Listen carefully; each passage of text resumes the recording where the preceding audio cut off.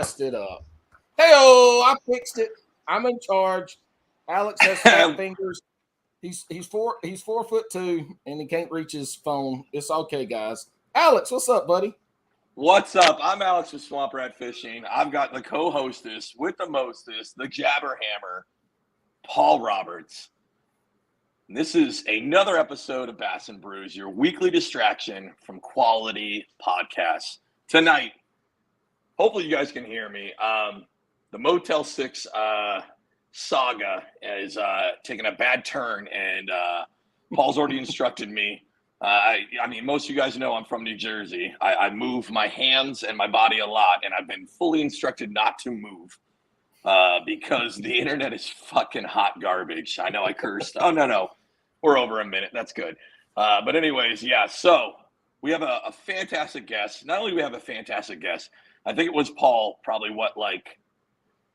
6 episodes ago, we talked about dream guests, and our guest is one of them. We've got Mikey Balzz fishing on with us.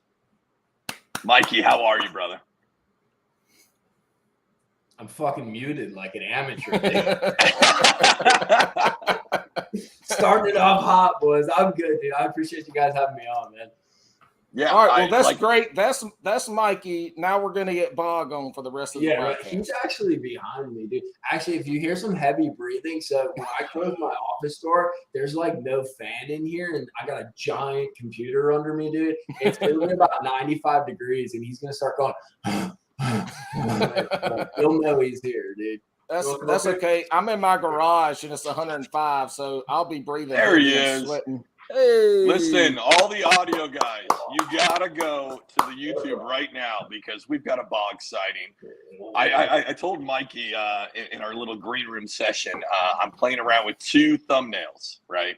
One thumbnail has him catching a giant bass. The other one is Bog as a unicorn.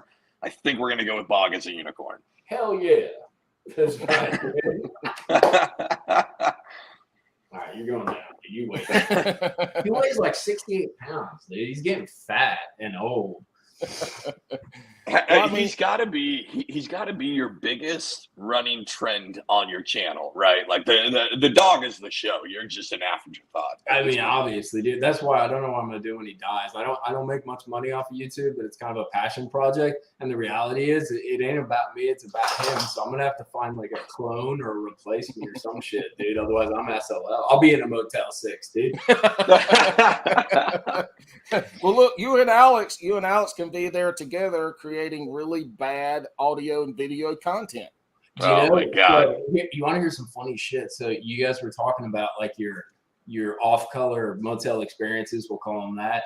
Originally back in the day, I went to community college and I got into video way back when it was like we were still doing like DV tapes, and stuff like that. So one of the first things I ever shot, I lived in Fort Lauderdale down in South Florida, like Miami and that.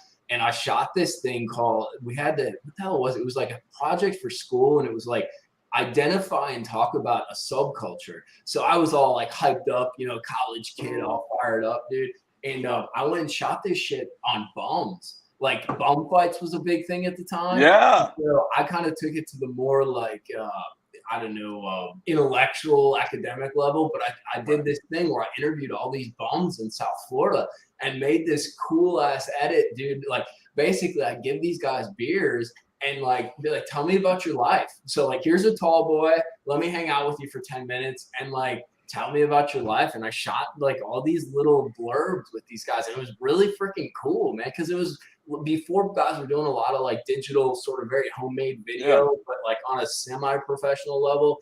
And it was a fun experience, man. And I think it played a role in the stuff that I wanted to do. Cause I like that raw, I don't know where this shit is going. I don't know where it's going to end up. I just want to instigate it and see what happens kind of thing, Well, now you're on the other end of that camera because that's exactly what we're going to do with you tonight.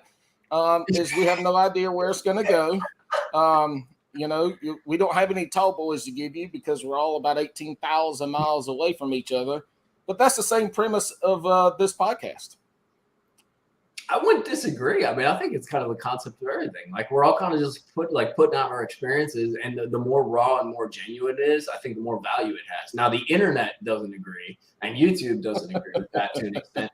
But I think from a viewer value standpoint, I think that's what I value. You know. Again, I think this is why, like, having you come on, for me, Paul hates it when I do this. I love to gush about when we get these guests on, right? So we normally do a lot of small creators, so I got to keep my hands low. Anyways, I normally do like we normally do small creators, and then we'll bounce, all over the place, right? But you were one of the guys. So like I didn't start bass fishing until like 5 years ago, right? I fished as a kid in Washington State, and then I left fishing for a long time, and then at 34-ish, I got back into fishing. And you were one of the first channels I found, though. And it's fucking weird, right? So obviously I went through that phase of like Fluke Master, right? The dude's a great teacher. Yeah. I did tactical bassing, again, great teachers. And then I'll be completely honest, I did the Googans because they were flashy, right? And then once I got past that, but once I got past that, I got into like, I was just trying to find something different. Like I didn't like the over the top, and then I found you. And now, to be honest, you are over the top, but the way you do over the top is such a genuine way. Like you seem like a dude I'd hang out with. Like we'd crush maybe some sodas or whatever, right? And we'd crush some bass, tell some stories, and like channels like yours are one of the big reasons why I started this podcast is to get these creators that I really like and try to get them kind of behind the scenes kind of look. But I really appreciate it. I saw you, and what's really funny is you do a lot of offshore stuff, right? Yeah. You do a lot of. I don't fucking fish that at all. Right. Paul says it the best to be on YouTube. What is it, Paul? You got to be. What is it? Good looking. Paul. No. Paul missed the fucking segue for him to talk. That's how professional we are. All I know is, Alex, you could have just said, "Hey, man, can I go fishing with you one day?" Because the last minute and a half diatribe I got was your long way of saying, "Hey, I really want to go fishing with you because I don't know what I'm doing." There's 100% that. What I was trying to get at is that Mikey, and people don't know, definitely follow him. But like you, so Paul always says, "I'll cover this transition for you. You need to be educational or entertaining." Okay. You're both. Or, so like the waters that you're missing the third one: educational, entertaining. Or you got to catch big ass fish. It doesn't matter what fish it is. Yeah. Catfish, tarpon, bass, big brim. It doesn't matter. You got to catch big fish, and you do all three of those things pretty damn well. I have, and at different times too. And I try. You know, what's interesting is I'm going through a phase where I'm kind of like doing different things with the content. And I think actually right now it's the worst time to do it because we're getting the least amount of views and the least amount of return on the stuff we do. But I'm starting to have a lot of fun, and for lack of a better word, just fucking around. Like learning about different stuff and trying it because I live in a different region now. You know, I'm able to go to Florida because I got to work down there and stuff, so I can still catch bigs. And then at the same time, I'm starting to play around with. I've never been super into the whole like the personal vlogging stuff, but at the same time, I've shot some stuff with some cool. It's all about like environment. Like, dude, if we were all together and we shot a vlog, it would be cool. If I was alone and shot a vlog, it would fucking suck. Because I'm lame, dude. But you create sort of like an environment with some guys that have cool perspectives. They're quick with their mouths and stuff, and you can make something cool, you know. So I'm kind of at a point where I'm playing around with some of those different concepts because you hit it right on the head. Entertaining, big boobs, you know, freaking whatever, shooting your mouth off, funny stuff, you know, education, and then the big fish, dude. And it's fun, you know. And so there, I'll say this: Joe LaBarbera was on here one day, and he's talking about how much he loves fishing, and his quote was, "If it ain't boobies, it better be bass." And so he's right on that. And there's two things you brought up. One is it's a two-part question, and I'll let you get into it. But the first thing is, where the hell are you from? Because we see you at Gunnersville, I think it is, Yep. and then you're in Florida. That's the first part. The second part is, shit, I forgot because damn Alex is over here going in and off the screen. Yeah, he is jumping. I think he's got something going on. He's probably got a chick in the bathroom or something. I hope not. Amanda's gonna whoop his tail if he does. Dear. Oh, he's got nothing going on, dude. So you know where you're from on the and the second part of that question is, you talked about how this is slow time for your views and your stuff on YouTube. We do have a lot of folks that because we do bring in primarily content creators. Okay. Why is that? So those are the two-part questions. You know, why is this a slow time for you? Maybe is that just something you have to work through as a content creator, especially through YouTube, which is your big platform?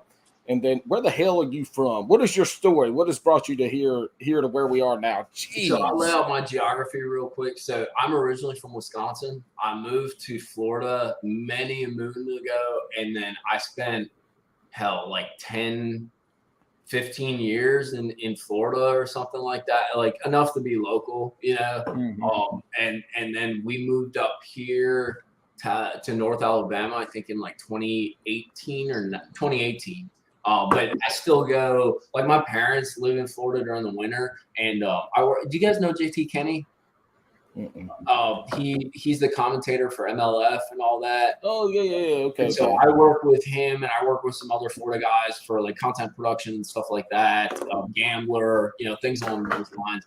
So I still spend, I guess what I define is like 3 to 4 months out of the year in Florida, and then the rest in Alabama. And what the coolest part is, actually, now that I'm in Alabama, I'm more mobile. The hub for bass fishing, in my opinion, is like there's like a few different sections, like all year round. Don't get me wrong. Up north has stuff to offer, but like it's either like the Southeast Texas or Florida. Otherwise, you're in California out west, you know? And what's been cool is from Alabama, I've been able to explore like Lanier and Pickwick, and I went to Kentucky once, so I can hop around a little.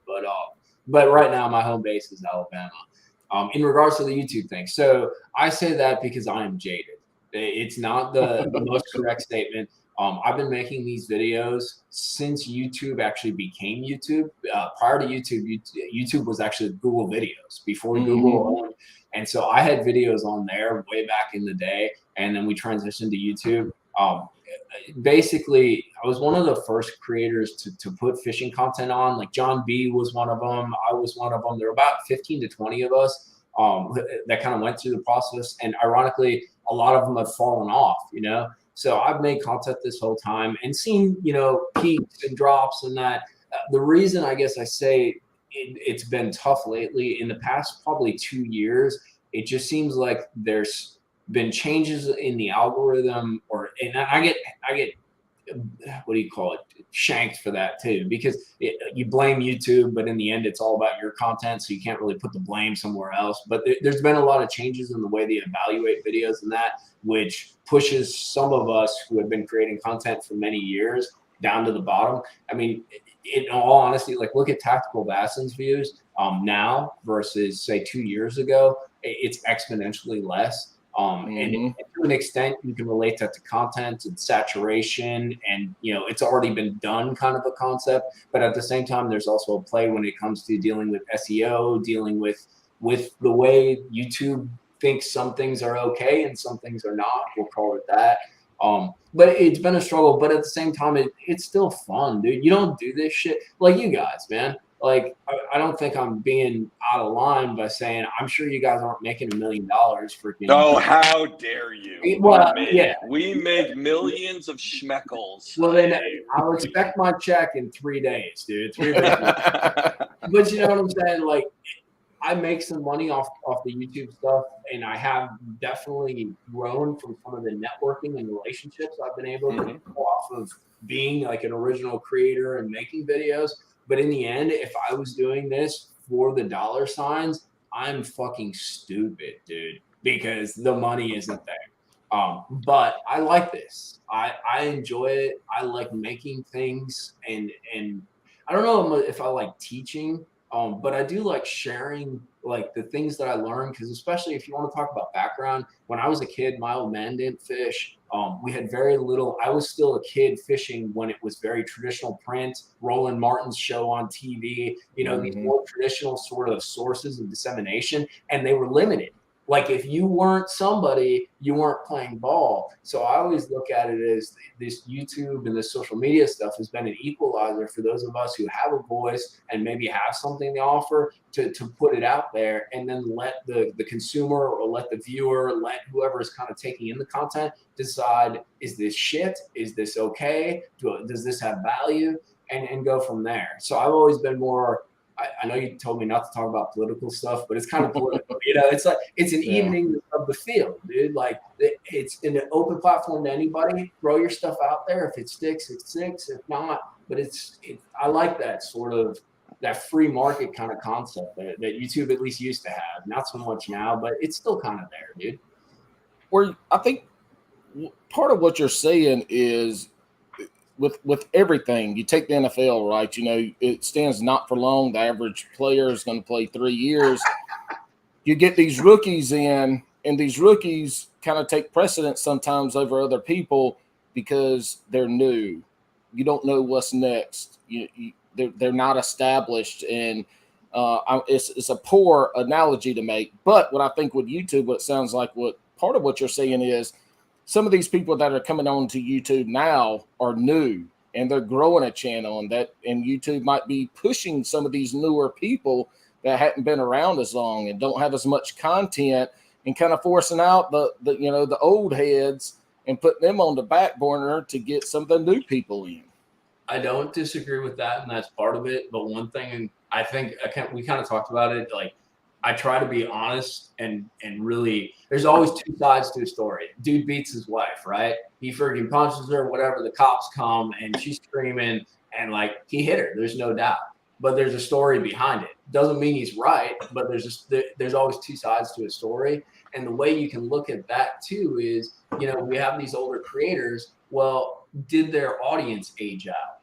Did their audience age out? Are they not watching? Are these younger creators bringing in a different audience? Because the biggest consumers of this kinds of content are on the younger spectrum. You tap into that. And that's actually one of the changes that hurt view counts, is when YouTube changed to, I don't know if you guys have to do it for the podcast, but when you put it on YouTube, you have to say whether it's child friendly or not. And then you can't have comments, So one of the biggest demographics for consuming this content is younger viewers. So like, we're all playing a role with our age. Like, we're almost by default, just not because of a system that discriminates, but like the system discriminates just because of the reality of the system. You know what I mean? Like it's one of those funny things where it's really not anybody's fault. It's just the way it works, dude. So I think, and correct me if I'm wrong too, a lot of you guys, you old heads who've been doing this for a while, and you talked about content specifically on maybe you're going to see a drop, right? And tactical bassing, right? Tactical bassing every year puts out the same spring fishing things. And you can tell at this point that they're not as enthusiastic about it, because like they're making the video because they know they have to make it, right? And there's folks, and again, why I really appreciate you is I've seen a decline of these, like, I have to make these videos. What I see more is an incline of videos that it looks like you enjoy making, which might not get you 1 million views, but as a creator, it seems like you're more satisfied making those. Honestly, man, I'm trying to run a fine line. I'm trying to game the game and play the game, because that's part of the fun too. Don't get me wrong. Like, part of the fun is playing with YouTube and trying to get the views. Like, people look down on that. I could care less, dude. Like, part of the game, that's part of the fun game. Will this work? Will this concept be clickbaity enough, but not too over the top? Like swimsuit girl, right? Well, hell yeah. but here's the deal. Like, I'm not going to put her in every single video and beat it to death. Right. But you know what? I'm going to tease that every once in a while and knock 50K out, dude. Hells yeah. Because it's fun to. We're getting gamed on our end. Like I said, there's always two sides of the story. Us as creators and, like people that are making stuff, we're being gamed by the system too. It isn't just one directional, dude. Everybody thinks like we're making clickbaity shit and all this stuff. Yeah, you know, that is true. But at the same time, the system plays us, dude. So it's a two-dimensional place. I don't know, but you're right, though. I have kind of tried to be a little more doing what I want to do and make what I want to make, because the other thing is, too, the returns have been lower. So if the returns are lower, if I'm going to get the same return on the thing that I want to make, the thing that I want to create, and then something where I'm jumping through hoops, not being who I want to be, acting a part and shit like that, like, why bother with that jazz, dude? Yeah, like, correct. You know? I know I was cutting in and out there. I didn't get my full gush session, but and we were talking about this a couple times. But you handle this in a punk rock style, and that you can tell the videos where you're like, oh, this dude's got to make this one, right? But as the years have gone on, or months have gone on, like you can tell you're like, yeah, I kind of got to do this, but you're still putting your own spin on it, and it's very much Mikey on these. It's not like a cookie cutter bullshit ad video. It's you're putting your own spin on it. Yeah. Well, no, I mean, I appreciate you doing that. Like as a consumer. No matter what, like, all right, so you got a Monster Bass shirt on, right? We know that you're affiliated with them. You've got to, there's an obligation with that, right? But how you sell that product is different with it being more real. It's more of like, you can tell that you enjoy what you're doing. And I'll even roll back to, like, I started tying my own swim jigs because I sat and watched the video of some scrawny fucking dude from Florida, which is you, sitting in his fucking car park, tying his own fucking swim jigs, right? But I was like, yo, this is fucking dope. And it's just the way that you project that in a way, I don't know how to put it. It's a very real way. There's not a lot of fakeness with you. And I hope I'm right. But like right now, like I think if you're one of the realer ones out there, I don't see you like drumming it up too much, if you know what I mean.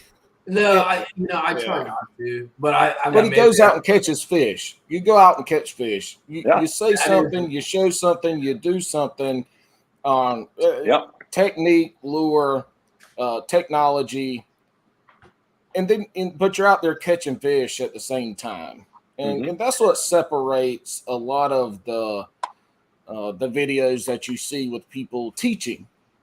I agree with that, dude. There's a lot of air, a lot of huff, air. Yeah, that is. But you know, though, if I'm being totally honest, with the content I create, I wouldn't need to do that. That's like a standard I hold myself to, because for as much as I'm making stuff, I'm also, I hate the word angler. It's freaking lame, but I'm an angler, you know. Like that's perfect. Hey, Paul, what's your favorite name for a fisherman? Is it an angler? No. We ain't hunter men or hunter women. We're hunters. So I think we are fishers. If we want to take, I mean, the English language, the American English language is the worst fucking language on the face of this damn earth. I mean, it's terrible. It is. We got terrible. a guy from the Carolinas trying to school us on how languages should be spoken. Wow. Mikey Balzz is a loss for words for the first time ever. Damn, Alex, we're not recording. I'm just kidding. That's good, dude. You had me going for a minute. That was good. Oh, dude, this asshole. What was that? Was that with Blaine? Was that with Blaine Upton? Yeah, him and Blaine Upton. We went through a whole segment, and then they somehow fucking these little connivers did it behind my back, where they talked without talking to me, and had this whole setup where I was like, what? I'm not recording? What? And I'm like fumbling around, these two bumbling idiots. I fucking hate you and Blaine. Hey, Blaine, I just texted you about a sweet opportunity. You can go fuck yourself at this point. Blaine's a Carolina boy with me, so we had to mess with him. Hey, back up a little bit, Mike. You said you were from Wisconsin, and you said your dad didn't fish. Mm-hmm. Where was your path into fishing to get where you are now? I mean, I think it's just kind of like any kid, dude. We would go out to the lake. It's not that we didn't go and enjoy the water and stuff. The old man always had a boat and that, you know. So we actually did a lot of wakeboarding. So, you know, we go wakeboarding and freaking do whatever. And my best friend in Wisconsin, which is really cool, a little plug for the channel. I'm actually going up north to see my best friend in Wisconsin in September. So we're gonna do a bunch of smallmouth fishing and like mix it up a little bit. But he was always really big into hunting in the outdoors, and he kind of taught me about fishing. It was never his primary deal. But we had this one day, dude, and I think it's, you know how you look at shit that really wasn't that big of a deal, but in a way it was like formative. Oh man, the way that you look at things and approach things. So we're out. I think we had gone wakeboarding or some shit, gone swimming or whatever, hung out at the lake, and it's like 5, 6 o'clock, right? So we're like, let's be like every other kid and go fishing. Like, who cares? You know, we don't know what the hell we're doing. But my best friend kind of knew a bit. We had these power bait worms we got from like the Fleet Farm, dude. Oh yeah. Yeah, like super traditional, whatever. And so we went across this swimming bar, dude, and there must have been spawning fish like all over it in like 2 foot of water, like just ready to chew. And him and my old man, dude, start casting this stupid worm and catching a few fish. So I started taking these dumb worms and building like little, you remember like a pre-rigged worm harness? Like, yeah, dude. Yeah, so I would literally. Was it a man's bait or what the hell was it? I think it was like cream, dude. Like it came in a cream packet. Yeah, in the little bag in Walmart, like $1.25. So, you know, that's what I kind of knew with. We didn't even know about like Texas rigging or anything. So, dude, I'm tying up these double stage hooks and I'm intricately threading them through a 4.5-inch power worm. And every time I get one done, my old man or my best friend would be like, I got one, I caught 2, whatever. And they tear up their worms. So I'm like finding them rigs, dude, and not even getting the fish. I ended up getting the fish and that. But it was the coolest thing. We caught a shit ton of fish. And it was so cool because it was the process, like rigging and making something that like they were dialed in on, whether it was just because they'd eat anything or not, it didn't matter, you know. But like that process of rigging, understanding this is what they're eating, this is where they're at, and then this is what you do. And I was actually almost more of an observer than a participant in the process. And just seeing that go through, dude, I was hooked. And I didn't even catch like that many fish as those guys that day. And ever after that, dude, we had like a little sea ray that we used to wakeboard. We put a pylon in it. We put gas tanks filled with water in the back to build the wake. All that shit was over, dude. We were like, but dude, I think a year later we had like a little 15-foot like old school bass boat, you know, and we were getting after it. And I think though, from a more macro standpoint, you know, that was a big player in how I looked at when I got to the videos. Because the old men, you'd go to these fishing tournaments and they'd win, whoop your ass, you know, and we were there. And literally, dude, as a kid, all I wanted was like give me a needle in the haystack, give me like a thread, give me a speck to something to jump off and grow off of. And these dudes would stick a cigarette in their mouth, dude, and scoff you off. And dude, you know, when I was a kid, I'm like, shit, you know, that's something. And now I'm just like, fuck you, dude. Yeah. Like, hey, where in Wisconsin did you grow up? Southeast Wisconsin, just north of Milwaukee. Cedar Lake? Yeah. Dude, what I'm talking about is Cedar Lake. Big Cedar Lake. Y'all look. Boat, believe it or not, contrary to my so-called accent, I am half Wisconsinite. Shut up. My grandma grew up on Cedar Lake. Shut up. Milwaukee Tools, Two's Concrete. I don't know if you ever heard of Two's Concrete. Yeah, dude. Yeah, but my grandma, she moved down here in Newberry, South Carolina, went to college, and first day there, they had grits for breakfast. And she gets a big bowl of grits and starts adding sugar to it like it's cream of wheat. And people are looking at her like, what in the hell is wrong with this woman? I did. Yeah, man. Shit. I still got family there, Hoss. No shit. Yeah, dude, that was the lake. We lived probably 25, 30 minutes from there. I'd fish all over, like Madison Chain, Little Cedar Lake, Silver Lake right there. We fished all now, dude. So a funny story, man. I don't know if you've ever been out there in the past. No. Back in the day, it got some traffic and it was what it was on the weekends and that. Dude, we went out there. I went back to Wisconsin 2 years ago. You can't even drive a boat out there practically on the weekends. I thought that lake was so big. It's so big. Dude, it's a pond, boy. Like, it's crazy. But yeah, that was the lake it actually happened. You know Penny Island? So I've never even been up there. My grandma moved down here, met my grandpa, and I was born and raised in South Carolina. And I had never, the closest I ever been was I went for, I used to be a wildland firefighter and fought fire up in Michigan. That's the closest I ever been back to the motherland. Wow, that's crazy, dude. I hate the stupid colloquial phrases, but it's a small world, bro. It is. It is. It is. I mean, especially, it is a small world, especially when you start to get into this content creation stuff. So YouTubing, and I don't do a lot of YouTube because I can't get my fucking videos from my fucking GoPro to the damn computer.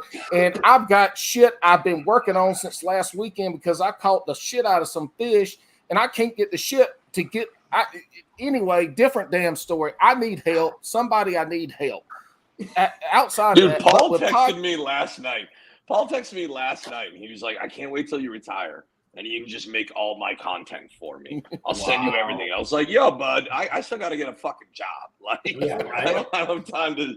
Well, if you do a good enough job, you can get half of my $5 a month from YouTube that I have yet to get. Exactly. But outside that time, dude. Yeah. But the podcasting world has opened up a ton of networking and being able to meet people for us. I mean, that's kind of why we're here where we are now. I mean, and it lends back to something you said earlier about the YouTube thing, what it's done for you. You said you don't make a lot of money on YouTube, but what doors has it opened for you to be in the fishing community and in that industry? Because it sounds like it's opened some pretty good doors. Yeah, no, it's. So let me frame it to you this way. The one thing, sometimes this is going to sound fucking like big-headed. Sometimes you got to give yourself credit, right? One thing that I did is I was an early adopter. This web stuff and that, I was doing this shit in 2010, 2011, and literally people were laughing at me. Like I would show up to a fishing tournament on Lake Okeechobee with a camera, and they like, dude, I could see them like chuckling and shit. And so there was a lot of stuff early on where this was very avant-garde, is a dumb word maybe, but like embarrassing, like people were not adopting. But one of the benefits to that is I really believed in the web. Like the web's become completely porn, but in the beginning it was very much like, but that's a good thing too though. But it was very much an equalizer for us.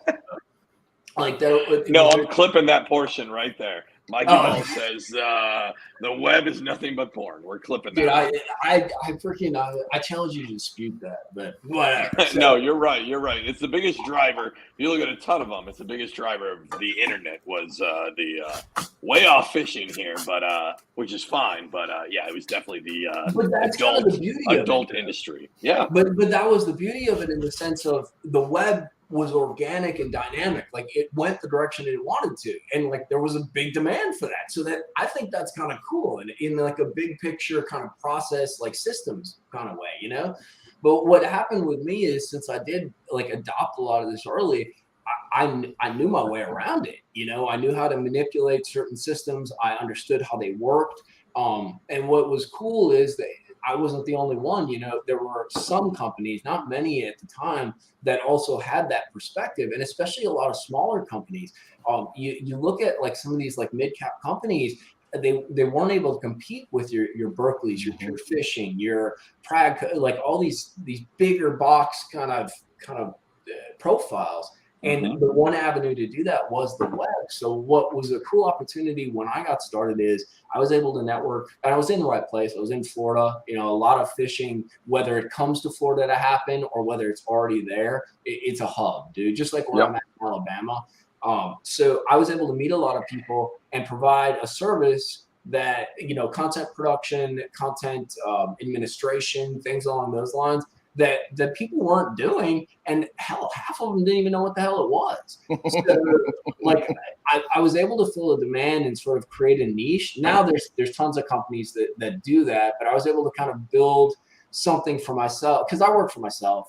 At first, actually, dude, freaking back in the day, I worked at a library. So like that's my job, you know. You're the ugliest fucking librarian I've ever seen. Dude. Holy shit! I mean, he talked about Mikey talked about porn, right? Every librarian, maybe in that industry, that's not what I expected would be you showing up for that video.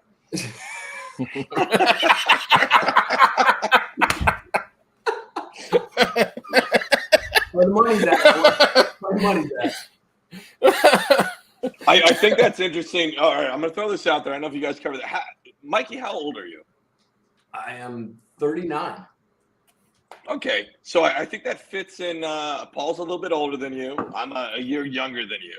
But I think it's really interesting that you hit on that because we're all in that age of not like fully living with the internet. Yep, exactly. But we watched that thing grow in front of us, and what we watched was a free-form platform develop, like specifically YouTube, right? Like we watched YouTube start as like little bullshit meme videos, and then it like steamrolled into this whole thing. And now we see the other platforms, and I think we're a little better gauged than some age groups, whether you're older or younger, actually, because I think the younger ones, that's who we're targeting, and they think they know what's going on, but they don't understand how it was done before. And the only reason I mention that is because I think there's a lot of older advertising techniques that are now coming into play. And that's solely because these kids don't know how that's fucking done, right? They're used to skipping through ads and shit like that. And now we can embed them into videos, and it's organic in a good way, hopefully in a good way. Well, it's interesting you say that because I think things work in cycles too. You know, we always talk about like the spoon in fishing is a great example. The spoon goes out of style and it comes back into style. But it's so OG as fuck, dude. Like it's always caught fish. It just comes in and goes out. And what I have noticed with some of the advertising is because, all right, so we were talking about how when I got in, it was free flow, dude. It was like open season. You know, like whatever, like you could do any unboxings, like the most. Oh yeah! Like, oh my god! Yeah. Well, hold on though. Kind of lame, but extremely innovative. Dude. Extremely innovative. A totally different type of soft sell like approach. You know, very genuine. Totally. What you see now is since the things that I was doing, like so, I would manage like these companies' social media, right? And it was super organic, dude, super grassroots. We'd be taking pictures of local guys fishing tournaments, you know, highlighting local stories, very small time stuff. But then we had a platform that was national and broad. And what you see now is that system is being overtaken by your more mass media companies. So you have these companies coming in and they're learning the system, they're implementing the system. And frankly, they're doing it better than I can as an individual in a lot of places. But it's a lot more polished content, you know, a lot more pristine. So you're almost seeing a reemergence of traditional marketing and traditional advertising, but in a different form. But it has a lot of the same feels as 1999, dude, but just on the web, you know. And that's actually one thing that frustrates me because I think the end user will get sick of it after a while. But that's one thing where we always had a hedge, you know, like we were able to speak directly to the consumer, and I guess we still can, but getting that message through all this other stuff that's filled in the gaps is a lot more difficult now, and that's a challenge. You know, that's something to be frustrated with, but it's also just a challenge. You know, it's the way things develop and evolve. But that is one thing I agree with you 100%. There's been a sort of traditionalization to what was a very organic and dynamic free fall of content, marketing, and advertising, dude. Yeah. And I think, so what you touched on, and I think, so you said that they're more polished, right? And I know you're not the biggest on it, right? But we just, our last episode, we just talked to Paul Glass, and we were hitting on TikTok, right? And I'm sure maybe listeners are tired of me fucking preaching this to the fucking heavens. I think TikTok is the new Instagram. I think Instagram 100%. Is slowly dying out. Ken from Underwater Robberies fucking clowns on me consistently. He's like, hey, I'll repost your stuff for Hookset Hoodlums. Big, you know, shout out to them. But he's like, but I know this platform's going to die in 9 months because I made a statement about that. Because I really do think it's going to die. But specifically what I said in that episode is like, you could put the most polished video on TikTok, right?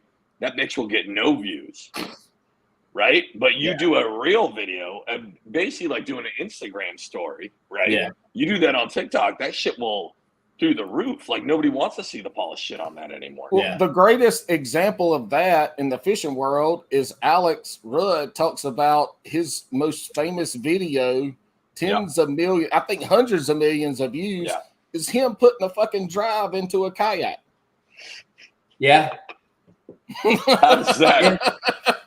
It's crazy what people will watch on that shit. It really is. It really is. So, Mikey, you used to do some tournament fishing back in the day, right? Yep. You reference it. We see the tournament guys getting into the social media side. Yeah, I love that. Is that I say that it already is kind of where it's going. Is that because they started to see a loss of revenue? Yeah, there it is. Other people, dude.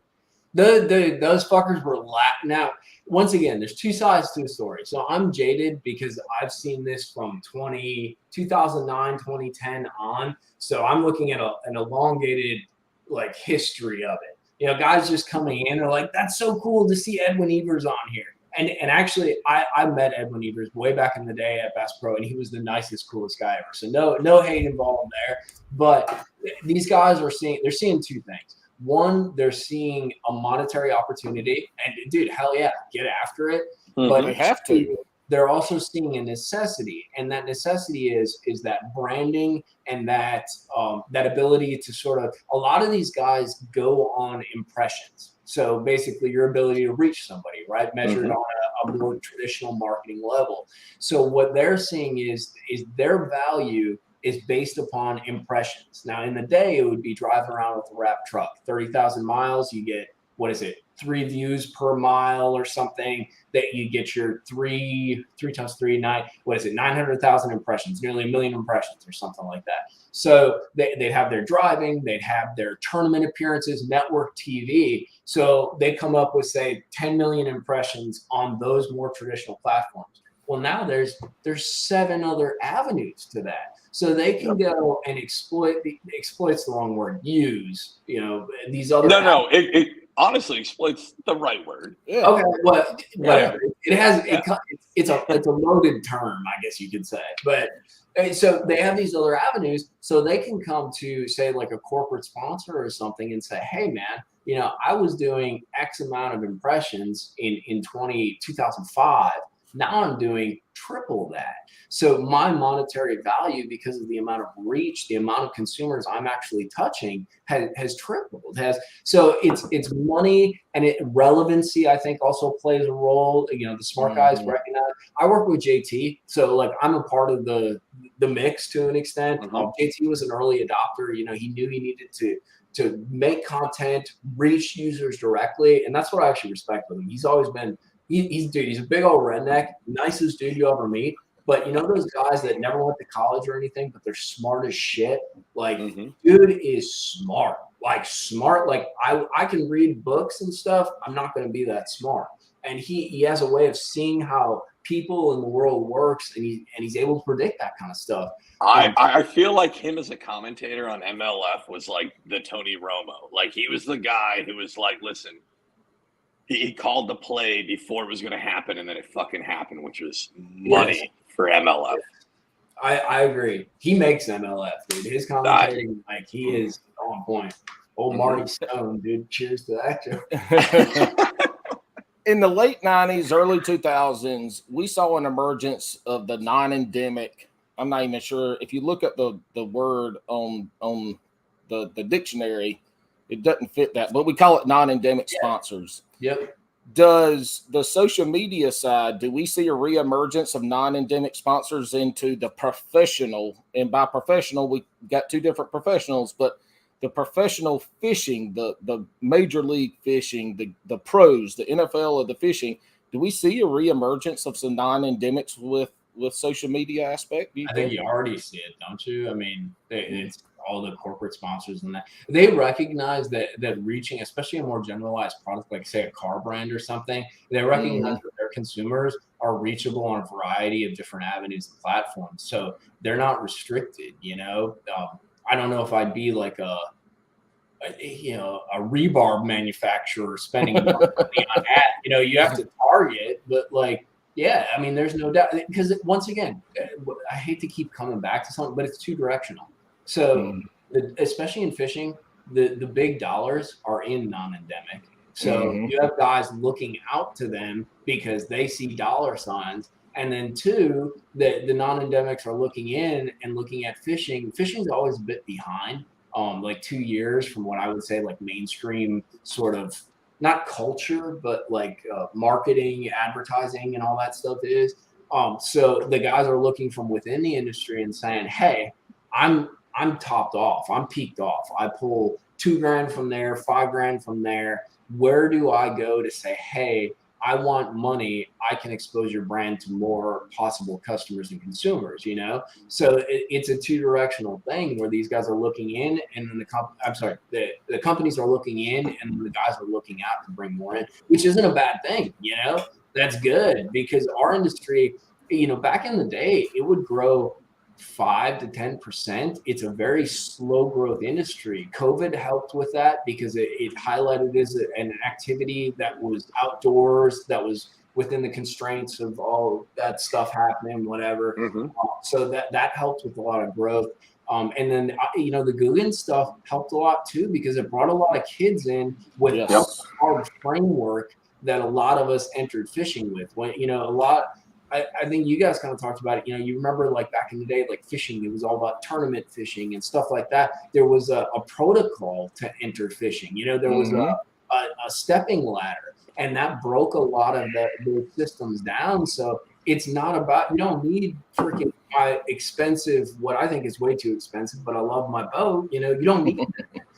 So like get out there and we normally do a lot of kayak fishing on this show, right? Because that's an ease of entry into it. Yeah. And it's about, this is so super millennial lame, but it's about the experience. Like it's going. That's not lame, dude. It's the experience. But it is lame. I don't like terms like community, like the experience, all this garbage. They're such loaded terms with both political as well as like just everything changes, over the years. Like language redefines itself because you have different context to that language. So it gets kind of, I don't like it, but whatever. But the point being though is like that experience is something that's accessible now, and it doesn't have like a prereq, like you can just go straight into it. And I think that's an awesome thing, dude. That's good.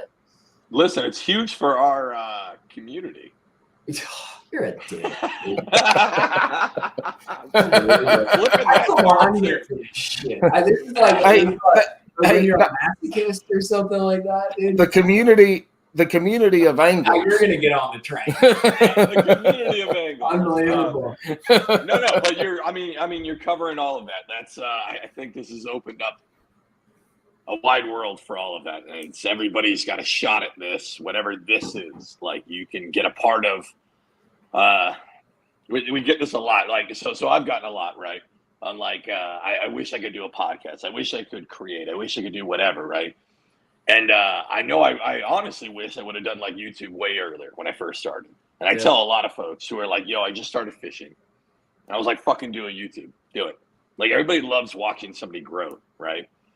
Like that's a fucking money idea. Hold on. People love pain. They love to see people struggle.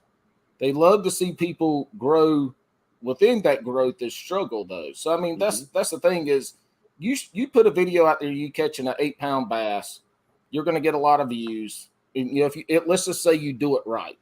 You put a video out there of you getting a treble hook through your fucking thumb, gonna kill it. And you put that out there and you do it right. That shit, that 8-pound bass is an afterthought.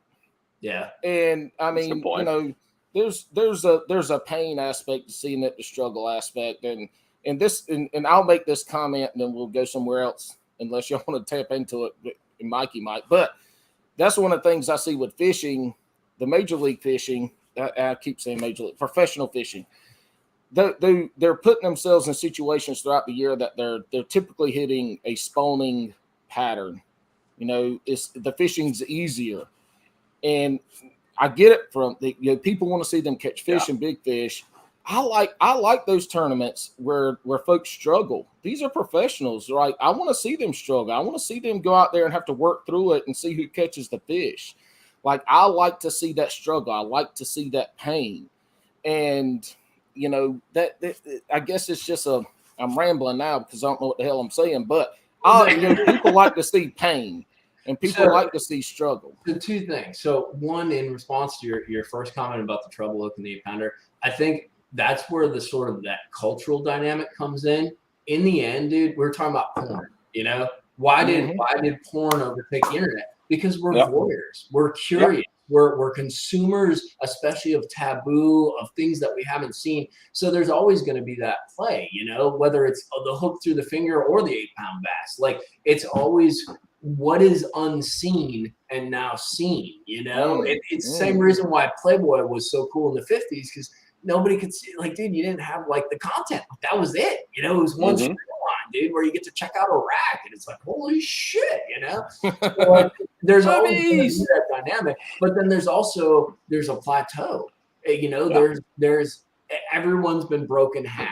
Everyone's caught the mega bag, you know? Like, I actually experienced that, dude. We caught that 49 pounds down in Florida, and I'm like, this is the coolest thing. I was stoked just to get it on video. It was the cool. And then Milliken caught like 65 pounds in Texas. So, so you know what I mean? Like, there's always, it's like anything in life, dude. Like, I hate to be that guy, but you're never going to be the best. Yeah, and maybe this is why I won't be the best, but I have a more realistic perspective. You're always going to get one up. You do what you do and you excel at it, but there's always going to be that next step. And then what you do to accommodate and work forward and keep yourself motivated with that, that's the freaking key, dude. But then going to, what was your second? The pro fishing. So I give credit where credit is due. So pro fishing, dude, absolute bullshit like 10 years ago. It was so manipulated. And, dude, I watched. I loved it, you know, like the shows and all that. Hashtag no pro. Credit because they've recognized that their viewers, their consumers, they want to see that struggle and they want more of a direct access to those anglers. And, dude, that's why not only did they start the live, but I'm going to give credit, dude. The MLF Live and the Bass Live is fucking awesome. Like, it's good. If you've ever watched that, and maybe I watch it more as someone who creates content, the amount of production and the amount of work that goes into kicking out a live is one thing, dude. Like, you put the cameras on and you go with it. But what are you making, a margarita, dude? The hell, dude? Oh, is that me? No, it's hold on real quick. It's a motel. It's a Motel 6. He's this Motel is 6. Because they don't have a fucking You just won the internet. Cooler. I still want to see the chick in your bathroom, though. Like, for everybody listening, she's dead. For everybody listening, because Alex is all choppy because he's moving around with his camera as I told him not to. He just showed us a sink full of ice with White Claws in it. There's no White Claws, bitch. I don't drink White Claws. Yeah, and so to your point with the live too, is we see them catch those big fish in a tournament, but we also see them lose a fish at the boat, or we see that fish come off. And these guys are fishing for 100, 300. They're fishing for a lot of money, and they see that fish come off, or that fish comes off at the boat, and you see the pain. Yeah. And the sadness in their face because the camera is zooming in on them. And they want to go kick that camera guy off the back of the boat right now. But I think they catch some special incident. It was Gerald Swindle, I think, the second year of MLF when he had it was either the first or the second one where he had that kind of like famous breakdown where the camera just sat on him.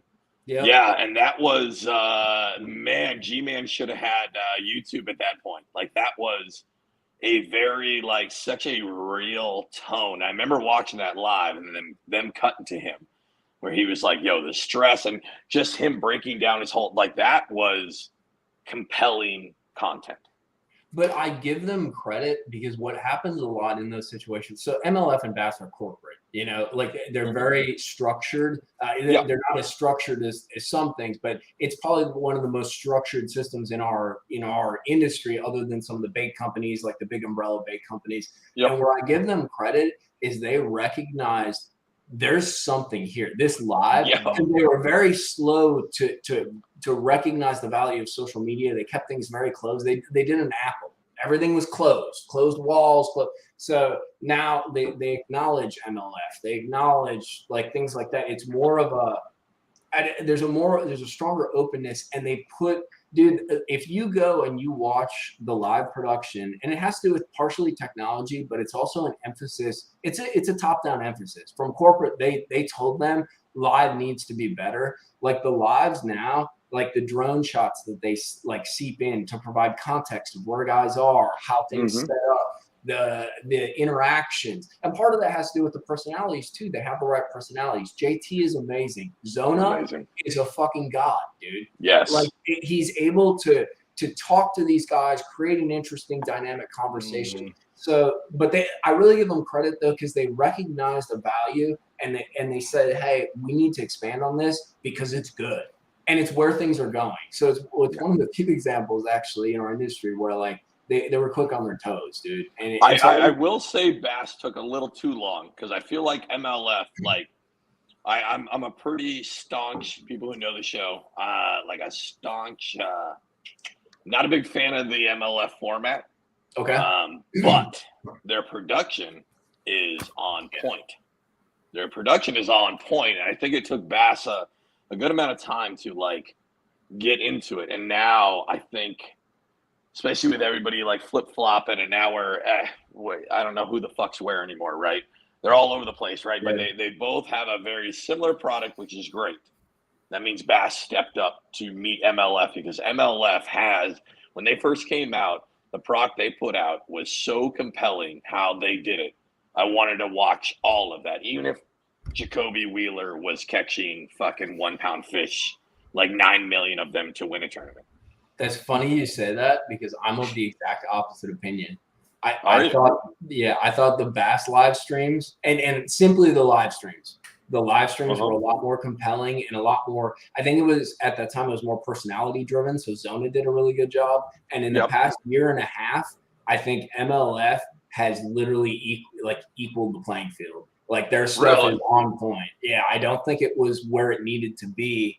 But it doesn't, I guess in the big picture, it doesn't really matter. Like the reality is both of them saw the value and recognized that through those platforms, because that's very much the direction things are going.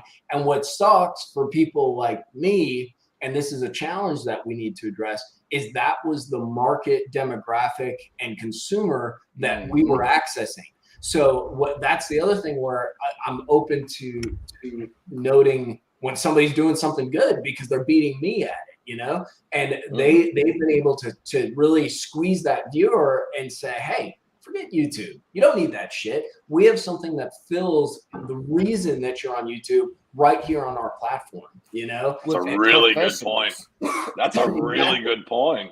And the market's a lot more saturated, And this leads me into something you said. You said there was they were slow to adopt it. You do some stuff where you do some videos where you talk about the stuff that the pros don't tell you. Yes. And when you do the pro, you kind of dive into some of the techniques and tricks and stuff that the pros, well, some of that slow adoption, because the anglers were like, hold up. You're telling me you want to put a camera on my boat and show what I'm throwing and what I'm catching fish on and where I'm catching them? You have lost your damn mind. Hell no, dude. But here's the reality. It's the most secretive sport in the world. We've all done it, dude. Like we've all been there where it's like, I ain't talking shit. I ain't saying a damn word, So that's 100% it. And dude, I mean, they still lie. Like that's just reality. You mean Jacoby didn't catch all those fish on a Ned rig? Exactly. Like, can you really fault them for that? Like, no. I mean, hell no. That's an advantage. The lies were more blatant, like 5 to 10 years ago, dude. They literally like wrap up the one I always come back to, and I mention in the videos all the time. I forget what his name. He's a ginger dude, and he won like the Bassmaster Classic, and he freaking holds up a freaking what the hell was it? A Strike King jerkbait, and the dude caught him on a Lucky Craft pointer. Caught every single freaking fish on a Lucky Craft pointer, dude. And like he's holding it. It's like, come on, man. Well, also they're using lures that aren't associated with their sponsors too. Brands, and there's another thing, and you know, like with some things you can't get around it. You can zoom in on that bait, and even but you get a jig or you get something. It's like, what is this? I don't know. It's just a jig that's been in my box for the last 10 years, and I just had it just looked right. So there's I did listen to one podcast. We were talking about how I never listened to the internet. So I was on iHeartRadio, dude, and I'll listen to all kinds of like news talk and news stuff and random music, like whatever. You know, I'm like working on the yard or something, and I listened to a podcast. I forget what the hell it's called. Actually, I'm going to tell you because I want to be on with this. It was Bass and Brews. Gotcha. It was Bass and Brews. It was Bass and Brews. It was Bass Talk Live. Okay, so, it's a classic one, right? So they had, what's that dude's name? He's kind of skinny from out west. I think his name's like Chris something. Zaldane? Chris Zaldane. They had Chris Zaldane on. So Zaldane was talking about how he had changed his sponsors because they do a lot about industry stuff, you know? And he had gone from, was it, well, he basically shifted. I can't remember who he went to, but went to Rapala, which he went to Guggen. He went to Guggen. No, that wasn't Zaldane, because Zaldane went to Rapala, which went to 13 Fishing. No, Zaldane's with Guggen. It's Guggen, dude. Oh, is he now? It is Guggen. He's Guggen. He's great sunbaits with Guggen. Who makes the Meg draft? Megabass. So he went from Megabass. So his statement. Because these guys still need to navigate this stuff because they're, you know, they want to make money. They like what they like, whatever. But he's like, basically, and they let him go on this shit. And this is what, I mean, he's probably a nice dude and stuff, but this is where the reporting or the questions and stuff, like it all just kind of floats out into the ether. And it's all like passive aggressive shit that nobody talks about. So he's like, yeah, you know, I went to Guggen. I'm going to have to get rid of all my mag drafts now. And I'm like, bullshit. Like, yeah, dude. Like, and nothing wrong with like the Guggen baits and stuff, but like, you didn't throw out your fucking mag drafts. Like, no, you still got that dude's won so much money off that shit. There's no way he's fucking throwing them out. Yeah. So probably got $100,000 in exactly, which is not a big deal, but there's still that sort of like fishing purgatory for these guys, you know, where they want to get more money, they want to grow what they're doing, which is reasonable. We all want to do that, but it's still what do you call it? But ends up in sort of like this weird ethical sort of questionable grounds. You know what I mean? Like it's a funky deal, dude. Like, how do you explain it away? Speaking of ethical, all right. So this is from the last episode. If you guys haven't watched or listened to the last episode, it was with Paul Glass, right? He's a monster bass. I don't know whatever you guys call each other, right? Affiliates. Wow, whatever. Well, these guys. Oh, yeah. Listen, Monster Bass, if you want to sponsor it, we need to get Paul an air conditioner. We will huck your awesome baits for an air conditioner for Paul. But so Paul brought up this thing, right? And he talks about it in great detail. And he had Paul on the show, Jabberhammer, like you can attest to, we had a very long conversation about where he was filming a video for Monster Bass, right?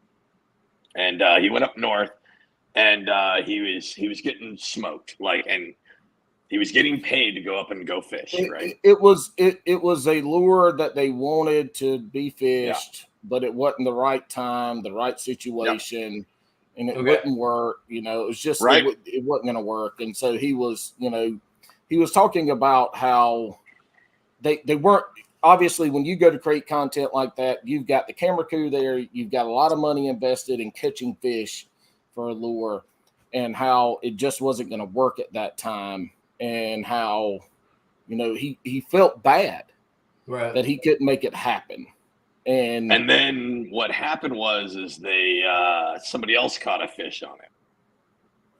And then they said, "Can you hold this fish?" Like, what would you do in that situation? You know, I struggle with that because I guess I look at it from two different perspectives. You have like the ethical, I guess, that you're talking about, but then you also have the content creation aspect, and it's always a challenge to make videos. And then there's sort of like a third dimension too. And this is where I always try to navigate content, because the reality is, so I work for myself, right? Like I'm not full-time YouTube. Like I couldn't live if I did that shit. You know? So the reality is I get anywhere, since I work for myself now, I can work 10 hours, 12 hours a day, and I can get 2 or 3 days of fishing in, but I have zero life, dude, like zero fucking life. Like, so what I find is a solution for that is what I do is I have a lot of fishing experience. Not to say that I catch them all the time, you know, but like, dude, I've caught them on a frog. I've caught them on a swim bait. I've caught them on a Texas rig. So when I run into situations like that, I approach it as it's not always about the fish, and especially now on YouTube, it's about teaching. Like there's some, you sort of have to, you got to read the room. And the room can be fishing, how the fishing conditions are or whatever. If I go out there and I want to shoot a video, then I have enough experience to highlight in that video what I need to highlight, the points I need to make, the things that I want to instruct and teach. I have enough B-roll. If I hold up a fish to exemplify that, I think I'm okay with that. As long as the thing where I don't like is some people, I'm not going to name names, they will literally name them. It's Bass and Brews. Name them. Fine line, I'll walk, dude. But like hooking a fish and throwing it back in and acting like that, dude, that shit's so bad for the fish, and it's just not like, it's not cool. Like we all have to cut corners and operate, especially if you make a living doing this kind of stuff. Thank God I'm not relying on that. But like, you know, I'm okay with that to an extent. It's when you start over falsifying a narrative and like trying to literally fake a narrative. I guess that would be, I guess holding up a fish is kind of like that, but I don't consider that completely like faking a narrative. You caught fish on it. You're trying to show the experience. It's probably like some B-roll, like a fish release or something to like thread in or something. So I'm fine with that, I guess. But if you start hooking fish and doing shit like that to try to manipulate it, that's no, dude. That's a no. So yeah, so, you know, as anglers, we are the greatest conservationists. We have the best community to fish, to fish health, and you do an absolute phenomenal job of catching a fish, making sure that people see it, but you're getting it into the live well or back in the water really quick. Yes. You know, there's that. But what we see, and I've got another point I'm going to get to after this statement. But what we see, or what I see with some of the content creators that in Instagram and this, they'll catch a fish and they've got a video, 10 photos, you know, they got, it's the same fish with 3 different lures or all these different things, you know, it's just the conservation side of that one fish for them to 5 get different 2 hats. weeks like if you know, of stuff out there. But what I really want to kind of get back to is the Mikey Balzz fishing, because you appear to be super successful when you go out and fish and catch fish. Just because I know how to fail a whole fucking lot, dude. Right. So you're out there fishing. For you to make your 20 or 30 minute videos, like how much time are you putting into going out there, finding the fish, catching the fish? Have you got it dialed in enough that you make it happen? Or do you go out there? I love Mikey's response. Catch the, you know, like what does that look like? Because your videos, you catch a lot of fish in your videos, but what's the reality of what? And I come from this aspect of people watch these videos, they think you catch fish every fucking time you go out there. But the reality is you don't. No. Especially since I moved, dude. I literally, probably the worst but best decision I made was to move. Like, I can catch Florida and fish every day, or fish in Florida every day, you know? And I came to a place where I literally know nothing about it. So, you've talked about in videos too. Yeah. So like, but it's for me on a personal level, that struggle has been cool because I'm learning and like raising the ceiling that I work with. And because this dude, like we talked about at the beginning, this is a passion project. If this was a financial project, I'm an idiot, like a total idiot. So like, I'm making stuff because I like making it. Now I'll say at the same time, I'm also not stupid. I don't know if I'm smart, but I'm not stupid. So I recognize the reality that failure is a component in what we do is fishing. It's not like football where the game's going to be the game. There's going to be a winner and a loser. You might play bad in that. Like, we can literally just fail. So I try to hedge that. And it's been good because YouTube has definitely shifted from an event oriented, like I caught the biggest bag ever, to event or like moment oriented as well as educational. And that's where we talked about diversity of content. So that comes in handy for me as a creator because I can go out and say, hey, here's what we're going to do. I'm going to go fishing. I'm going to have a good time because I love doing this. I'm going to try to catch some fish, catch a big bag, you know, whatever, maybe find a narrative or a pattern. It's interesting because narrative and pattern have been sort of interchangeable words for me when it comes to content. If I can find some kind of overrunning kind of story to the day, it makes for an awesome video because we can highlight a cool technique, learn about it, and at the same time have a blast doing it. It's not always the reality. So one thing I try to do too is focus on what in this particular moment, in this particular season, would I be interested in, is pertinent, is relevant. So that offers the opportunity for kind of what we were talking about before, you know, might not be the right exact season for it, but maybe it's coming up in 2 weeks. Let's do a frog video, you know, something like that. Let's talk about frogs. I've caught fish on frogs. It's going to set up to be a perfect frog deal. I got a bunch of archived frog content. Let's talk about that because we're tinkerers too. You know, we want to be ready and prepared for the thing that's coming. So what I try to do is just hedge stuff. I would say this, once again, you got to kind of give yourself credit or when you need to give yourself credit. I'm bad about it, but I'm trying to be better about it. I've gotten a lot better. Like, dude, me fishing now compared to what I used to is a whole nother ball game. I'm freaking good with the graphs. I can read graphs. I can read offshore stuff. I have a lot more skills. But it's interesting too because it spreads you out more too. It's like, what do I want to do? What do I want to focus on? So you can get a little in the weeds too with getting too, what do they call that when you're running all over the place, losing your mind? Chicken with your head cut off stuff. Yeah. Has YouTube, if you, let's say, all right, so let's say you continued your tournament angling, you know, avenue versus doing the content creation side. Has the content creation side made you a better angler? Do you think you'd have been a better angler to continue pursuing tournament fishing? That's an awesome question. I don't know. I'd probably be better if I was a tournament angler, but I don't think I would have ever caught the 49 pounds. So so I am a little bit millennial kind of ninny to an extent. I don't like the competition and like guys scrambling around. I also don't like being told what to do. Show up. Dude, we had a conversation. You told me you had rules. I got real weird when I got that email. And I'm like, fuck your rules, dude. I'm not playing by any rules. No. But what was the follow-up rule email? Oh, the rule. It was you can't do any of this stuff. And it was LOL. I bet you I had you going or some shit like that, dude. It was good. I liked it. But like the point being is the formats of tournaments do drive you to excel because they put you in a position where you're forced to perform. And there's a value to that. I think that's across jobs, across anything we do as people. When you're forced to perform, you do access a different level, whether it's scrambling and freaking out or being innovative and doing things. At the same time, though, there is a certain level of personality sort of symbiosis with things that we do. We're good. We're all good at different, once again, more freaking millennial crap. We're all good at different things. Aw, can I get a participation award? We're all really good at building our community of anglers. Oh God, I hate you, dude. I'm never coming on again, ever. Hey, that's the crazy thing about live. With live now, those guys are starting at 9 o'clock in the morning.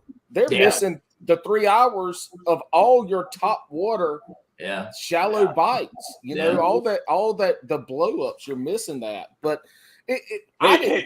real quick, I want to rewind back, Paul. That is the greatest. That question that you just gave is the greatest contribution you've ever given to this podcast. Whoa. I'm handsome.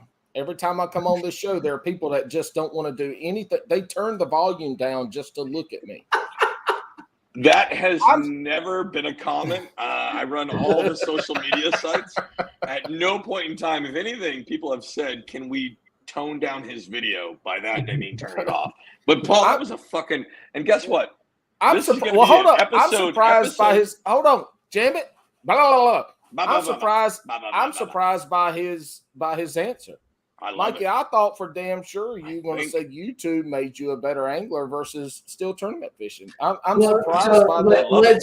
Let's do a little analysis here for a second, because this is something people don't like to delve into actually like the work end of things. Like in YouTube, I'll be the first to admit I try to be as genuine, as real as possible. But if I put up a video of actually what the process is to make a video, I would get 0 views because people don't want to deal with other people's bullshit, right? Like, I mean, that's the reality. So, dude, literally, my process is, so I bet you go to the lake, even if you're in a kayak, whatever, you drop your kayak in, dude, and what's the first thing you do? Well, I try to get the fuck out of the damn ramp as fast as I can to get away from the boaters. No, I put it in, I turn my damn graph on, and then I start pedaling my little ass to the first place I want to go. And you make a cast. So before I drop my boat in, I put 4 camera bags into the boat and then make sure I have all of my batteries, all of my power packs, and I put a tripod on. I get the boat in the water. I spend 15 to 20 minutes rigging out cameras, putting on a chesty, setting all this stuff up, and then trying to figure out, do I want to shoot an intro to the video now? Do I have an idea of what's going on? Or should I wait until things kind of get rolling, get into that heat of the moment? Then, like, so for instance, now it's been like 94 degrees here, hot as balls, you know? So throughout the day, my camera's shut off. So I basically need to make sure that I'm getting the audio, because when the camera shuts off, I have to reset the audio, whatever, blah, blah. See, this is the bullshit people don't want to hear. So literally. Oh, actually, you'd be really surprised. It's actually the bullshit people want to hear. Well, dude, but if I put up a video like this, like people, because I don't want to deal with other people's shit. Like, I don't want to deal with it. Like, they're crying about work and stuff, you know, like whatever. Like, they're like, this asshole can't even just get his damn cameras. Why the hell am I going to listen to him talk about catching fish? Dude, like, tighten up. Like, but I guess what I'm saying is there's a lot of, one thing that I really believe in when it comes to fishing, and this is super like Rick Clun spiritual, like you get in the zone, dude. You get in flows and stuff. So when it comes to shooting video, there are moments of that, but there are so many hiccups that happen throughout the day in order to produce halfway decent content. It's very challenging to really say, today I'm focusing on fishing. And one thing actually I've done recently is I rarely go out and don't run a camera. And I've done that a bit. Either, like, for instance, we get into ledge season. I don't want to shoot the same video 20 times over. You don't want to watch that. And I don't want to make that because it's the same shit, like beating down a door. So one thing I've done is I want to go fishing. Like, I love fishing. Like that's why I go out there. So I've actually gone out for 3 or 4 hours and been like, dude, fuck the camera. I'm going to go fishing, dude. And it's been really nice because I've learned a lot, because literally my only focus, my sole purpose is either understanding something, looking for something, or actually going and trying to catch fish. And that's actually helped because I've figured out some stuff. And then I take that step out of the process, and then I can go in with all the hiccups, but I've already sort of established kind of the direction things are going. So that's the only reason I said that it definitely slows the process down. The other thing too is, like I talked about, narratives. You know, I don't mind incohesive stories. I actually like sort of modern, postmodern, like all over the place shit. But at the same time, chaos. For some of these videos, they need to have a driving narrative. So sometimes I'm my own worst enemy, in the sense of, I ran into it the other day. So I got on this awesome stick bait bite, which you guys are going to see videos of, talking about the best way to fish grass, in my opinion, with the Texas rig worm, and that's fishing a stick bait.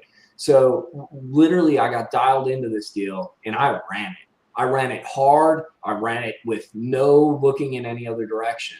Well, in the process, I caught like, say, 18, 19 pounds, respectable bag, like pretty good bag, whatever, bunch of fish. My buddy Jacob Wall rolls up on me. He's like, bro, I got 22. I've been out here for 3 hours. And I'm like, first off, I'm like, fuck you, Jacob. He's good too. Don't get me wrong. Like, I don't want to take anything away from him. He fishes the pro circuit, and he's a super cool kid. Like, thinks multi-linear, very non-dimensional. Like, he's cool. But he went out there and just did. He was all about doing, where I'm about doing, creating a story, and then trying to capture that story. And once again, he just went and fished. He just went. Yeah. I was about to say, when you go out, so with this narrative, like, did you go out? Because you mentioned that, and I know I make garbage YouTube videos of fishing, right? But I want to know, like, are you going out with, like, this is the technique I'm going to do, or do you let the day unfold? So I actually do it both ways. And this is where, like, you get kind of scrambly and you spin out, because there's certain seasonal patterns. You guys have them in the Carolinas. I'm sure you have them out west. There's certain seasonal patterns that show up. And sometimes the deal is being the early adopter. So being a week or two ahead of people. And that's when you go out, you put your head down and say, I know this is happening. It's a question of finding where it's happening and executing on it. But then at other times, I like the dynamic of sort of organic. Literally, my videos originally were built upon let life happen and fucking capture it, dude. And I thrive off that. I like that. So sometimes I'll go out, and this keeps the content kind of different, at least for me, going out and maybe putting in 2 or 3 hours running the camera, but not saying this day is going to be about this, but figuring some stuff out, maybe stumbling across something fun and weird. Like, one thing that's kind of actually an illustration of both is I really wanted to learn how to fish grass ledges. I kind of know how to do it, but I haven't really dialed it in. So like 2 weeks ago, you guys will see the video coming up. I'm like, you know what I'm going to do today? I know this is happening. I want to learn about it. So I'm like, I'm going to go and fish grass ledges. Well, the reality is I went out there with that template, but what I actually ended up learning and how it unfolded was so different from what I was actually expecting. But it was so cool to capture that process where I was going out there with this overriding, like, narrative pattern. Yeah. And it was actually something very new, not totally different, but just a different animal than what I was expecting. It was so cool to, like, capture it. So I try to go with 2 different modalities. But some days I'll go out there, like the punching bite. I've been chasing the punching bite in Alabama for 2 weeks, and it has not happened. And it's pissing me off because it's going to happen, and I want to be the one that's first on it. So that's a video that I'm going to go out, and I'm going to be hard-headed about. But there's other things, like maybe they're not running currents, and I'm ledge fishing, and the fish are high. And all of a sudden, all this cranking and all this dragging of the worm that you're doing, dude, you're throwing a spy bait and a hair jig freaking 10 feet off the bottom and totally changing everything you were doing like 3 days ago, That goes to the coin term. Hold on. No, I got one little quick thing. It goes to the term. What he's talking about is the term iCoin is fish the moment, which Johnny Schultz has now branded himself as. You got there with a perception of what you're going to do and what you want to do, but you get out there and you have a majority of anglers go like, damn it, I'm going to fish. I'm going to punch and I ain't going to catch no fish. Yeah. But you got there and you realize real quick, punching ain't working. What is the next? Now what do I do? Yep. All right, Alex, your turn. Yeah. So I just want to everybody who didn't. Everybody's listening to this, right? That's most of our listeners. I really implore you to go back to where Mikey just explained his grass. You could see the excitement in your face, bro. Oh, I get fired up. Talking about it. No, but you could see the general excitement about like learning something new. And I just want folks to like focus in on like, again, this is why you're one of my favorite creators. You have a general excitement, a general push for this. I love this shit. Like, and it's to my own, like, what do you call it? Like problem, or it's to my own detriment. downfall or Detriment. Yeah, yes, that's exactly what it is. And that's why I'm stubborn as shit. Like my YouTube video accounts, I don't want them to could go down to 0, and I'll continue to make shit because I like this process. I like making stuff. So like I get fired up over this. Like I like it. You know, would I like to be more successful with it? Yeah, but like I don't give a fuck. Like I'm gonna make what I'm gonna make, dude. So it's you know, I don't know. I'm an addict, dude. That's what it should be. This should be a round table, dude. I fucking love it, dude. I love your energy with it. I fucking love it.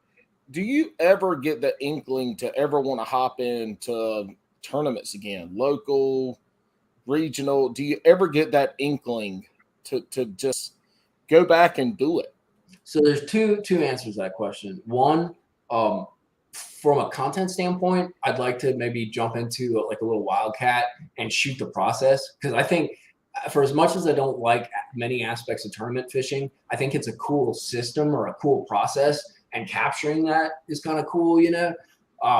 But the other thing is too, I know I've gotten older, because one of the many things that drives me nuts about tournaments is it's a dick measuring contest. Like even at some of the higher levels, the money and time you put in from an investment standpoint, like time capital as well as dollars, is not what you're going to get out of it. I don't even care. Maybe there's like 3 people. Yeah, there is, like Jacob Wheeler, Kevin Van Dam. You know, there's some guys that are the Tiger Woods, you know, like they're, but in reality, like the return on your investment isn't there.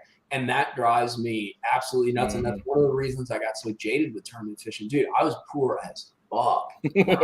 Like the first videos when I lived in Florida, and every weekend I'd spend half my check gassing up a little John boat, dude, that freaking leaked, like spending $60 on a tournament that I'd make $50 from, being all, dude. And it's like, who's stupid? Like me or that freaking dude? Like, so I think maybe if down the road I was super financially comfortable and I wanted to go screw around and stuff, I'd be open to it. But the one thing that I continue not to like is various attitudes in the fishing, and fish care. Not on the pro level does it pretty well. I'm going to give them credit. MLF's format is good, and Bass is pretty damn good about taking care of fish. But dude, on a local and regional level, and guys get me for this, dude, they kill fish left and fucking right. And it drives me nuts. And it's not, and you know, the percentage of fish that you weigh, and we're talking these local and regional tournaments, the percentage of fish you weigh and put back in the water, and let's say there's 10 that are floating that don't even swim off. What we don't know in this industry are those fish that swim off and die tomorrow or 3 days later. And we don't want a lag either. Yeah, and we have no idea. There's a lag, and that's a proven fact that there's a lag at, you know, the death. I can't remember the damn name right now, but there's a lag. 30%. It's 30% kill rate, dude. And that that fluctuates, you know, especially it goes up during summer and that. But and here's the funny part is we talked about this before. I'm not a rules guy, dude. I do not like rules. I don't follow rules, and I would be where I'm at if I followed the rules. Because literally, this thing that we're doing right now is based upon breaking rules. Like the YouTube stuff that I did was going outside of a traditional template or a traditional format to break those rules and break those systems, you know? So I'm not a rules guy, but at the same time, like the rules, they're not working for the fish, and and there's more people fishing, and I always get annoyed because like you'll go like a lake like Gunnersville is a good example, and Gunnersville survives and it always kicks out big bags, but guys will go like, now I moved up here 3 years ago and all I hear is, dude, 10 years ago this place was fire. And now granted, part of that is normal cyclical ecological factors.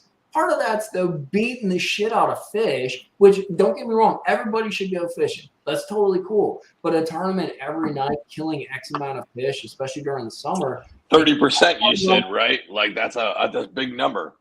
Yeah. Over time. Yeah. Yeah. And the reality is, like, I want to get big. Like, I've caught a lot of big fish in my life, dude. I'm good with that. Like, my dick size, I'm comfortable with it. So, like, but you know what I'm saying? Clipping that one for social media. And I want to freaking, like, I want to catch a fish on some crazy lure that does something weird or something, you know, like, have fun with it and, like, enjoy it. And a lot of times those bites, like, that relates to, you know, having good groups of 2 to 3 pound fish, 1.5 to 3 pound fish, you know, getting bites, learning patterns, trying new things. And that is one thing that I worry about, because there is a big gap and it's very Greenpeace-y, which I'm not a huge fan of, but it is something I think we struggle with. Like, we all call ourselves conservationists and stuff, but like, there's the face is different than the action, if you will. And I think that's one thing that hurts what we do. So, and it hurts. I know locally, I don't fish any of our boat trails, but I know locally, I follow them. They've gone to when the temperature, not the water temp, but when the temps are over 90, they go to a 3 fish limit. So I know locally in our area, and I'm Sharon Harris, Falls Lake, Jordan, which are famous through MLF, but they're also very small lakes. Yep. That's why bass has never been here. That's why MLF has them fish Jordan and Falls, and then, you know, the last round is on Sharon Harris, which is a super small lake. It's like 4,000 acres. Which was absolute fire, dude. Absolute fire. That lake was absolute fire like 3-4 years ago, dude. Yeah, well, there's a whole damn other thing. They killed the grass there, but anyway, it doesn't matter. But it's Paul just sucks at it. No, anyway, I suck at fishing, but that's why I'm running a podcast with a guy from New Jersey.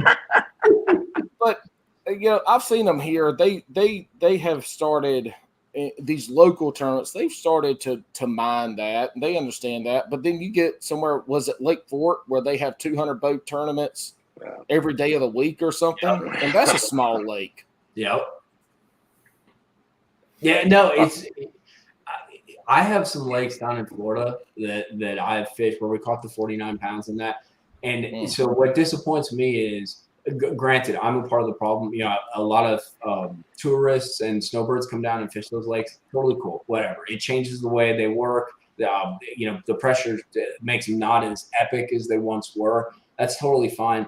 One of the things, the issues that I have with that is a lot of clubs would run tournaments during the summer there. And dude, literally, I have live stream captures of guys running tournaments, and there's like 4 7-pounders laying on the ground dead, dude.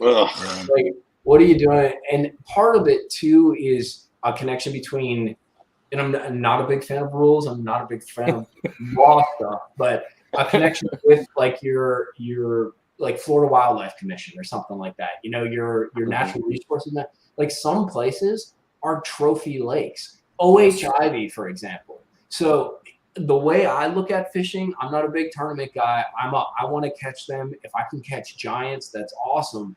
But like, there's places in the United States that need to be managed as tournament fisheries. So like, where I've used to fish in Florida, they needed to manage that as a tournament fishery. Nobody takes anything out unless it's under 12 inches. Like, there's none of this putting fish in live wells, like whether winter, summer, whatever. You literally take a picture and you put that joker back. And they need to, OHIV is like, the pressure is going to build on it, and that's going to change things. But Texas is actually really good about implementing stuff like that. So they might be all right. But I do know there's certain things that have happened in Florida between the killing of the grass and then, you know, just not recognizing when you have a resource that's so epic, and then taking steps to seal in and lock in that epicness. It's always going to get less good. That's just the reality, but making sure it stays good. So there's 2 things I'll bring up on this, and Sharon Harris is a good example. One is Texas is doing that with their lakes because that is a revenue generator for that state. Yeah. So there's a money aspect of it. The second thing is that a majority of the reservoirs in America were built solely for flood control or power. Yep. To make electricity. And they don't give a flying fuck about fishing or boaters or skiers or jet skiers, like they don't care. That lake is there to control flood or to generate power. And so they don't care about that resource. Even, and let's take the TVA. Yeah, you hear it all the time about the TVA. I mean, those lakes are there to generate power and control flooding, mostly generate power. They don't care about that stuff. Sharon Harris is a power plant lake. They killed the grass. They killed the grass in there because that grass was getting clogged into their intake system. And so that's not the reason that a majority of our reservoirs are here. Fishing and recreational boating is just something else that's there because it's a government resource. So they have to have it open for that stuff. That's how they take over the land and all the land around it. And so that's what we see in a lot of our fisheries is fishing is a secondary thought. But then you have some of these areas where they see fishing as I think Texas right now is probably the best place to look at managing fisheries to bring in revenue from anglers. I agree 100%. They do an amazing job, and they recognize the resource that they have.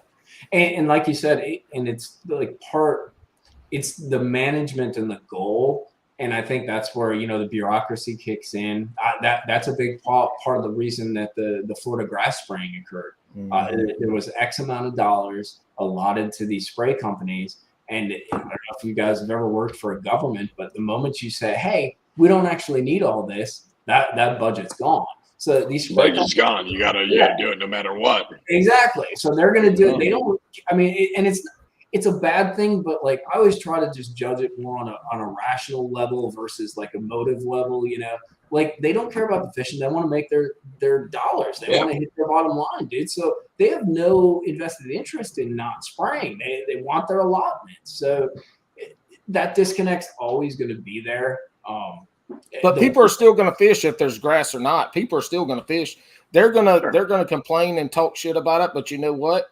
They're going to go fill their boat up with gas 2 or 3 days a week. They're going to go buy their license. They're going to go buy their lures. They're going to go out there and fish. They're going to pay their rent fees. They're still going to go do it. And Florida's a crazy case. Ken Wood has said that Florida is a quarter of the United States fishing industry revenue generated is in Florida. Yeah. And now that's salt water, that's everything. Yeah. But what we've seen over the last 5-8 years in Florida is what you're talking about.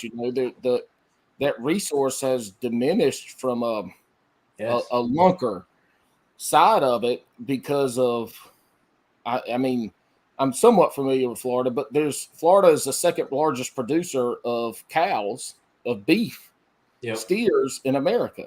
Mm-hmm. And then you have all the farming that comes across, and that's what you get. Was Okeechobee they talk about now with, and I don't know for sure, but like the nitrogen levels of that lake stuff. But it's more nuanced than that, and that's the problem.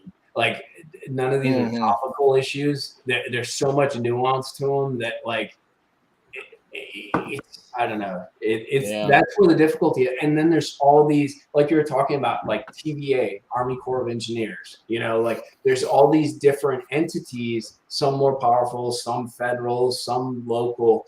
They all have a role to play, and getting all those people to work together for a cause like fishing it ain't gonna freaking happen.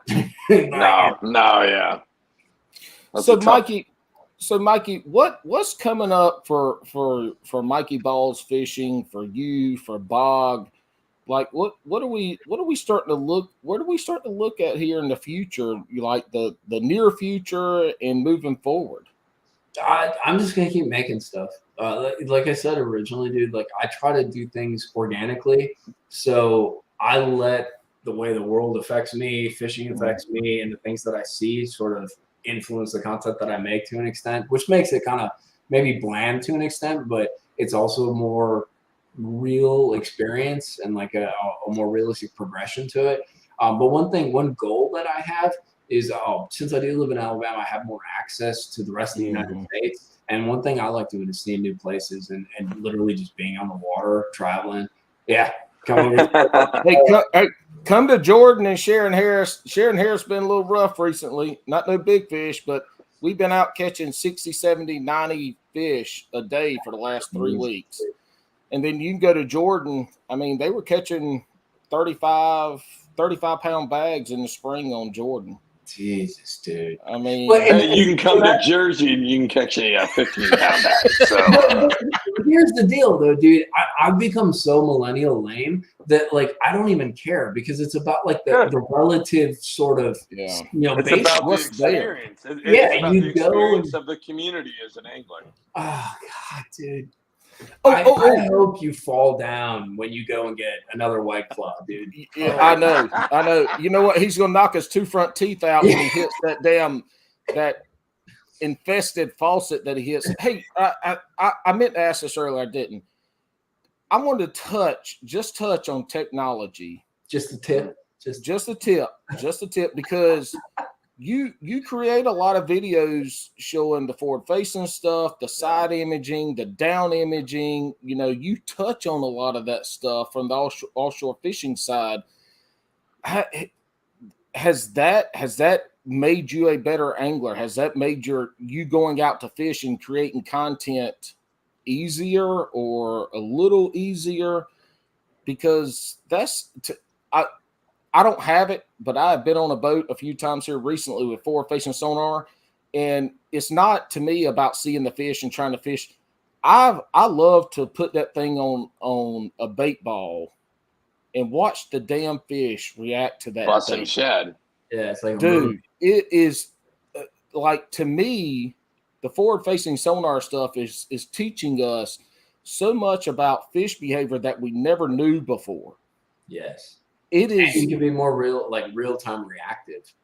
It is phenomenal. It is phenomenal to be able to see. And in the kayak world, we've got a guy that I don't know if he won. It's been a month or two ago, but he was out there fishing in like 60 foot of water on some suspended bass in 20 foot of water, catching them with forward facing.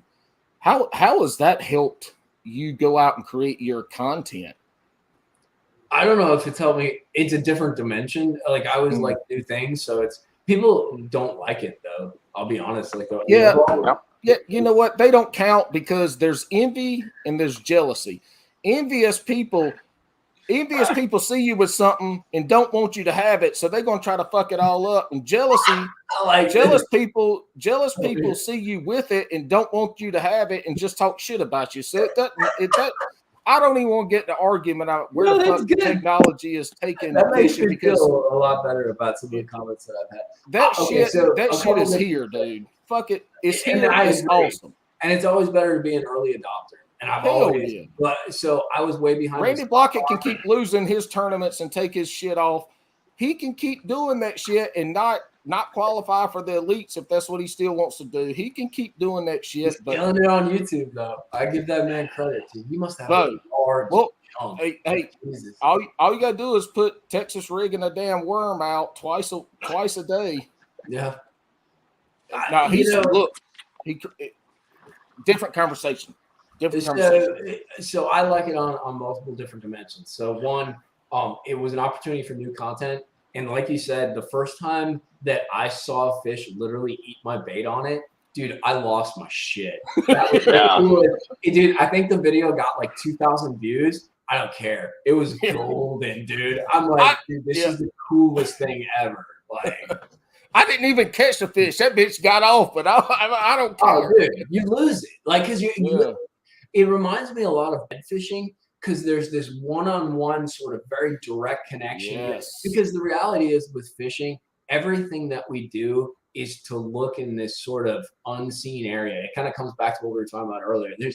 We're accessing this place that we're not familiar, we're not adapted to be in, and we're doing this action to create a response and sort of manipulating it and tricking things. And like, it's just another addition, just like sonar was initially. So I think it's super cool in that regard. A negative I broke my trolling motor in half, and I didn't have forward facing sonar for like 2 weeks. I literally was lost, dude.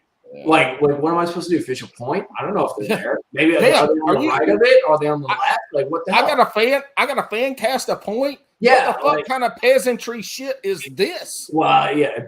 And that's and that's the thing. It's easy to make that argument with like, you elitist. And I've always been one that argues against the elitist. So you get in this weird position where like, you're the elitist. Like, you're the one who's freaking. No, but here. All of a sudden, the punk rock guy is now the man. Hey, yeah, exactly. The elitist side.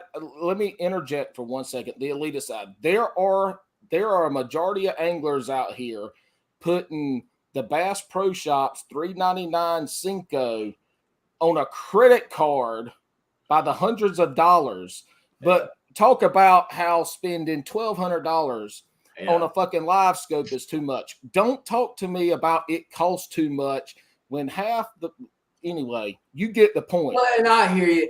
And to be honest, I always go back to the following. Like, dude, if you go back to my videos originally, literally, I don't know if I ever told you guys the story. So back, like the original videos, when you saw me in a John boat with like a trolling motor on the back. So I was in college, dude. We rented these John boats from this little lake that had John boats for students to rent.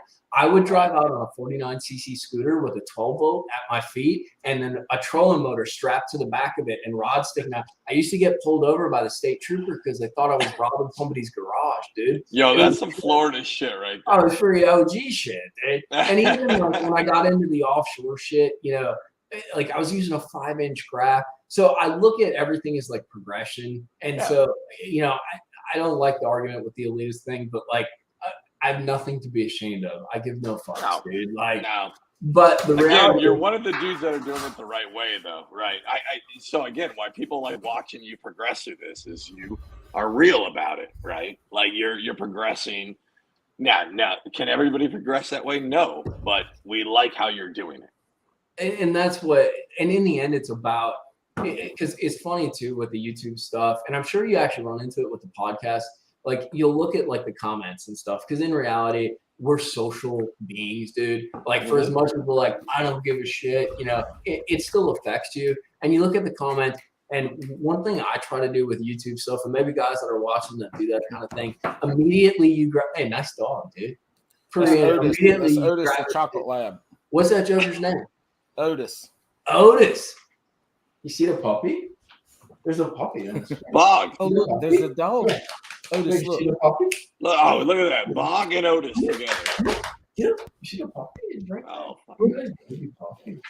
I mean, we did this whole podcast. Again, it was supposed to be for Bog, but somehow. He hasn't been very chivalrous. In any case, the point. Oh shit! I don't even remember what point I was making. No, but like we look at it because we want feedback, dude. Right? So we're social people. Yeah. So one thing, especially is the channel, I'm not big time, but like I do get some views and I get some comments and stuff. And dude, you go through your comments and you're responding to people. And then there's, you are a scumbag, liar, whatever. And you gravitate towards that because you're like, dude, what did I do? Like what happened? What toxified this interaction? And so one thing that I've tried to do is the reality is the people that watch your stuff and are nice to you and support what you do and want to be a part of that or taking something away from it are the people that are putting positive shit on there. Like the 2 dudes, the 3 dudes or chicks, whatever, that are trolling you. Sometimes it's fun to play with the trolls though. Like sometimes they're super creative. I've had some guys that have talked shit that is so creative. They deserve 5 stars and all the points. I'm like, dude, that was the funniest shit.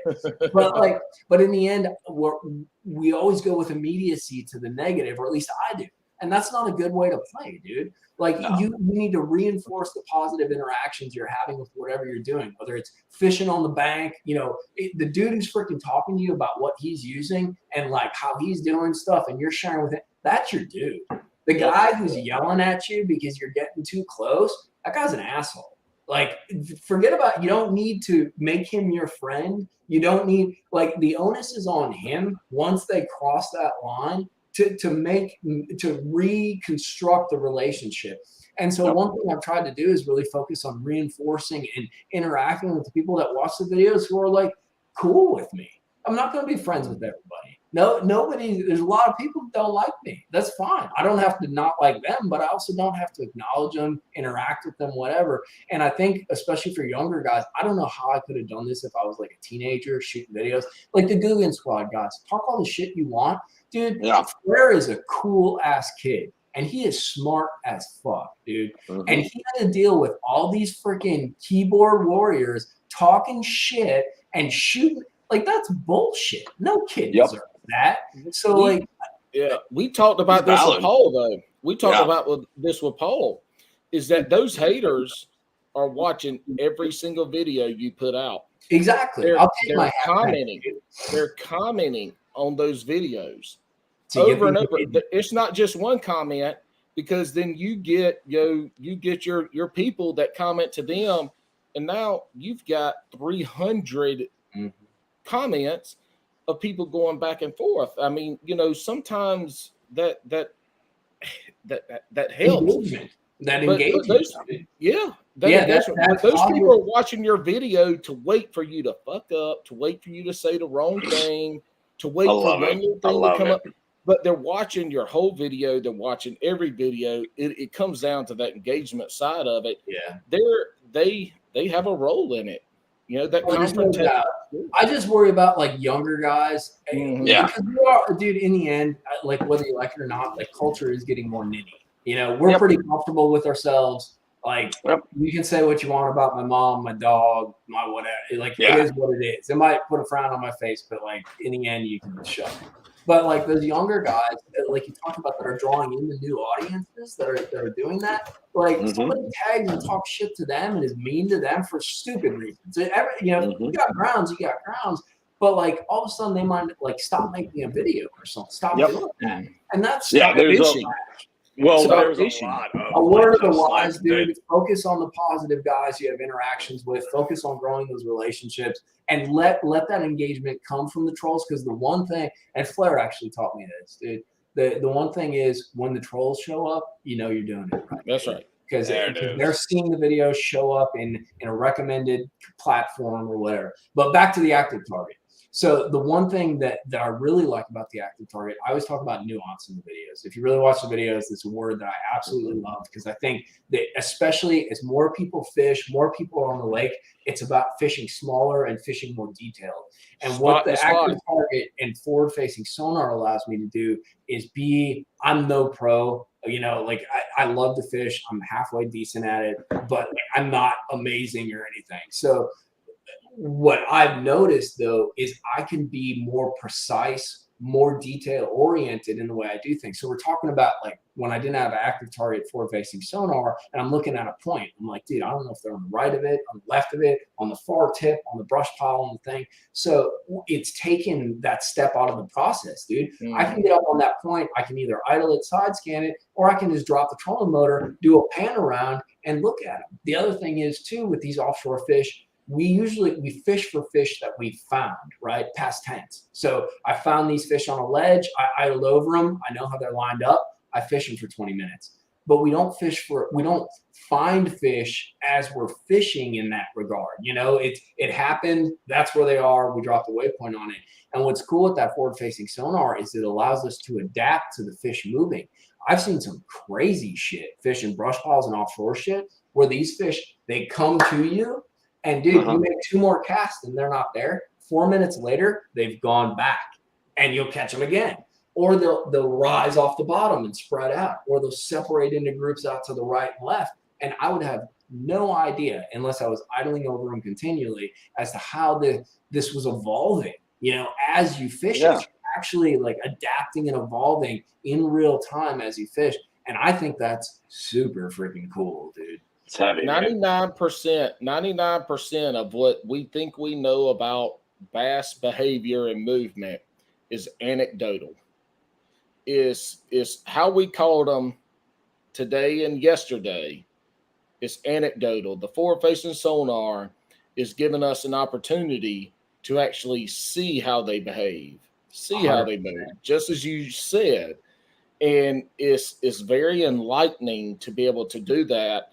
And it comes down to the spot on the spot. Yep. It's that one stump that holds a school of 10 fish, 3 pounds and more, that you can dial in on, and you can see how those fish are behaving. Are they ready to eat? Do I need to come back?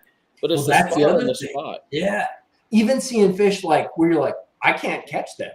Dude, 2 weeks ago, I rolled up on a school. I ended up catching like a 5 and a 4. But like, dude, I saw another 10 down there. And the reality was, unless I was going to spend 8 hours and grind it to the death, I wasn't going to catch some fish, dude. Yeah. And I would have had no idea without that forward-facing sonar. I don't know. I like it. It definitely is disabling without it. But at the same time, like, nothing ever goes backwards. You know, I've had enough. We're a cool group because we've seen the internet come, how things kind of move forward, that transition. And the one thing that you can make very few generalizations about it, but the one generalization that I can make is nothing ever goes back. Things might recycle and get reprocessed, but nothing, once it happens, bro, there's no freaking rewind. You know? Yeah. Nobody's ever going to be like, no, okay, forward facing was great, but it's too good, so we're not going to use it.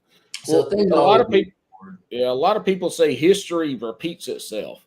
History never repeats itself, but it always rhymes. It always what? It always rhymes. I like that. That's history never repeats itself, but it always rhymes. And the gist of it is history nothing's ever the exact same, but it's similar. Exactly.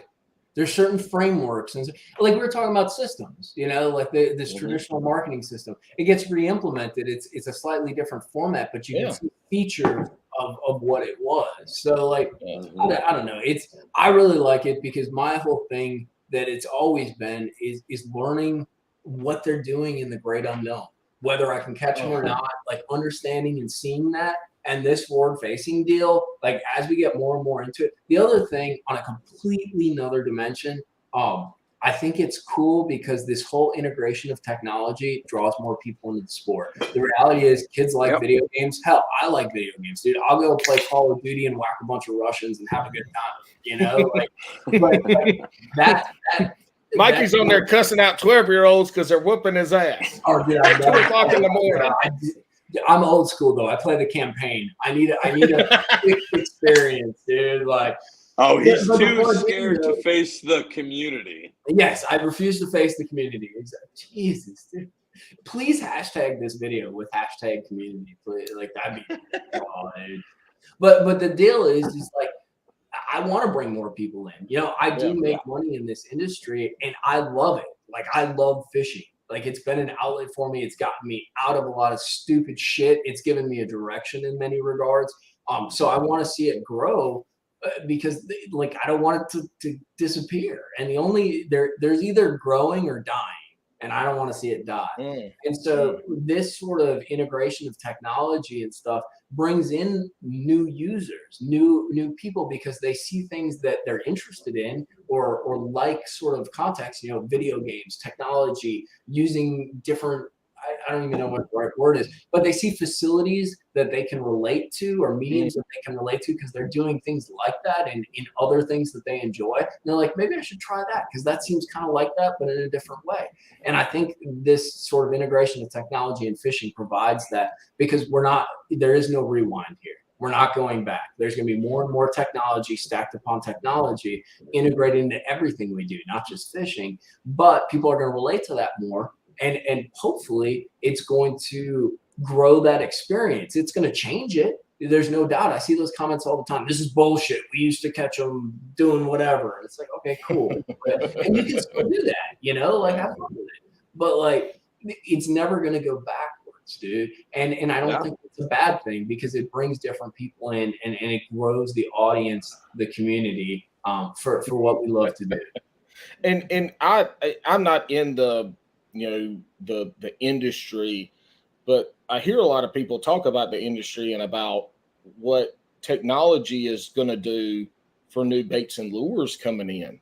100%. And so they're talking about, there's going to be sooner than later a wave of new lures that are going to be hitting the market that are going to be geared towards the forward-facing sonar technology.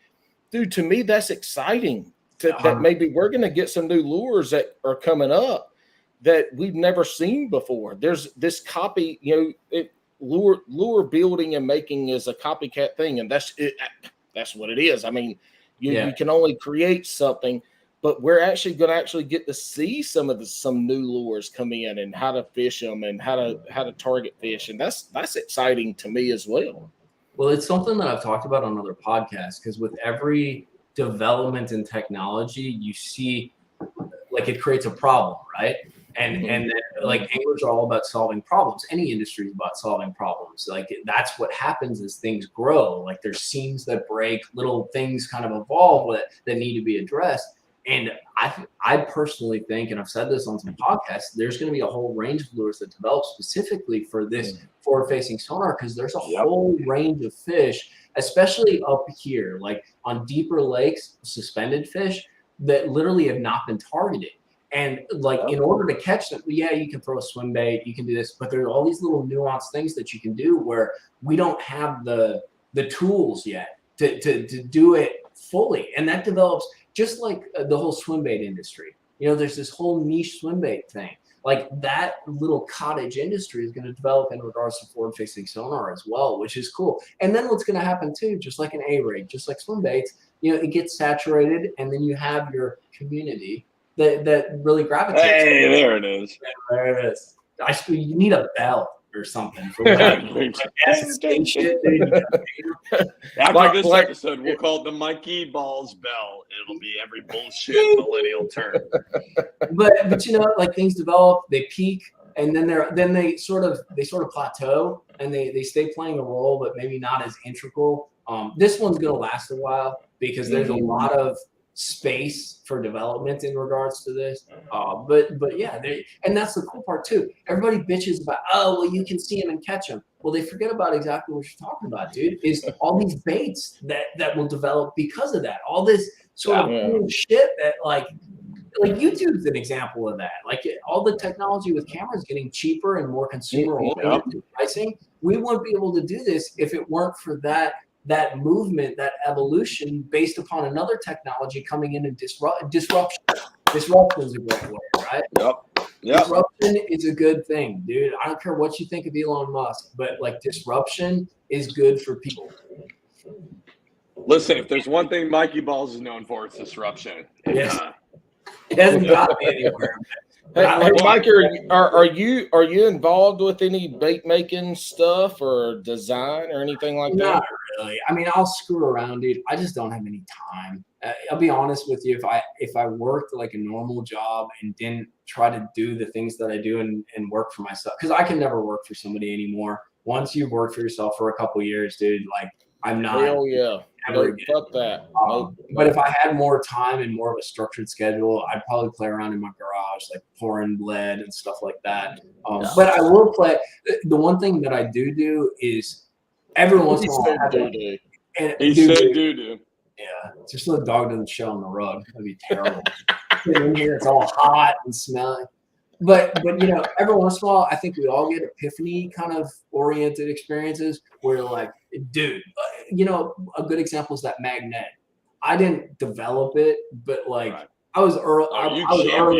You championed that. And so like little things like that, where you make like a little tweak to a presentation, you play with something, you develop it in a certain direction, make it a little more specialized.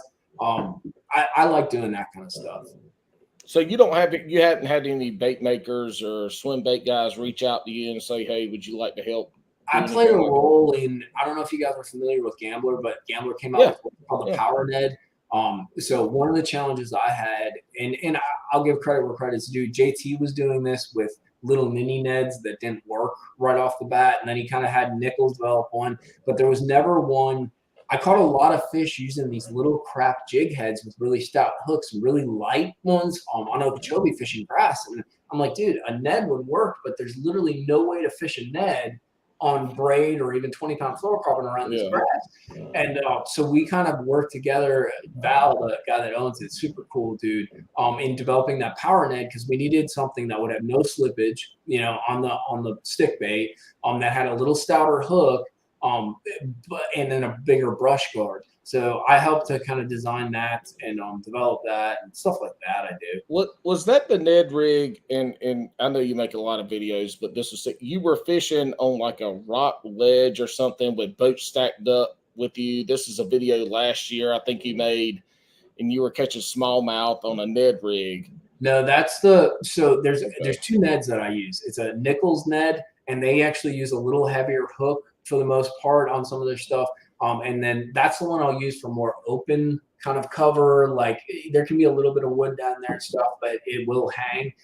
This one is one that I use more for like grass, pre-spawn pitching like trees and stuff that are on the bank. Literally, dude, I can pitch this into a tree fall just like you would like a half-ounce jig and walk it right out with 8-pound test, dude. No shit. So, yeah, so it kind of it's a specialized lure, like, you know what I mean. It fits a certain time need kind of deal, but no, that's, dude. If there's two Neds to get, like that power Ned and Nichols, they make a real small one for like spots and smallmouth, like with a tiny, more traditional hook. And then they make a bag Ned that I use for open water, and then that gambler one. That's all I use. And I've tried a bunch of them, dude. Do you have a place where any listeners you gear them to go buy them from? I mean, if they want to go on the videos, I try to link everything that I talk about to Tackle Warehouse. I love Tackle Warehouse. Those guys are punk rock, dude. One thing that, like, people don't know about Tackle Warehouse is the guys that run it are the coolest dudes, like straight up punk rock, California. They're good people. And I try to link stuff through them whenever they have it available, or local shops. Like I got a video coming out with a new swim bait in it that's badass. It's just a little bit different, but it's actually only available at Gunnersville Tackle and Outdoors right here. I didn't design it or anything like that. I've just been using it and catching fish. And that's what's cool, because I don't create a bunch of relationships. Like I create relationships, but I don't do a bunch of pay to play shit. I have some relationships with people that I really like, and a lot of it's about the relationship. Like I like them, they're cool people, and they make good products. But I use whatever the hell I want to use. And I've always, to my detriment, once again, I've always preserved that because I want to use whatever I want to use. Like I want to try different stuff. So, and you know, that's kind of back to the whole beginning of this podcast, talking about your, you know, what you're doing with your YouTube is that's the authenticity part of it. Is that, you know, you're going to use the lures that you want to use, and if it's Mega Bass or Norman or Strike King, whatever it is, or you're going to use those. And I think that's what lends a lot of people to be focused on your stuff, is you're not pushing a product. You're showing them a technique. And to be, so if I'm being totally honest, I couldn't do that. I'm not going to lie. In the past, I tried to do some product videos like that. And dude, they turned out like shit. Like I was like, I can't do this. It is not like something in my personality that I'm able to do. And it's not something that I want to do, because in the end, like I said, I don't make a ton of money off this stuff. I like doing it, and I've always protected it as a passion project, as something I enjoy to do. And if I give up that kind of control, it's not going to be fun, and I'm not going to want to do it, you know? Wow.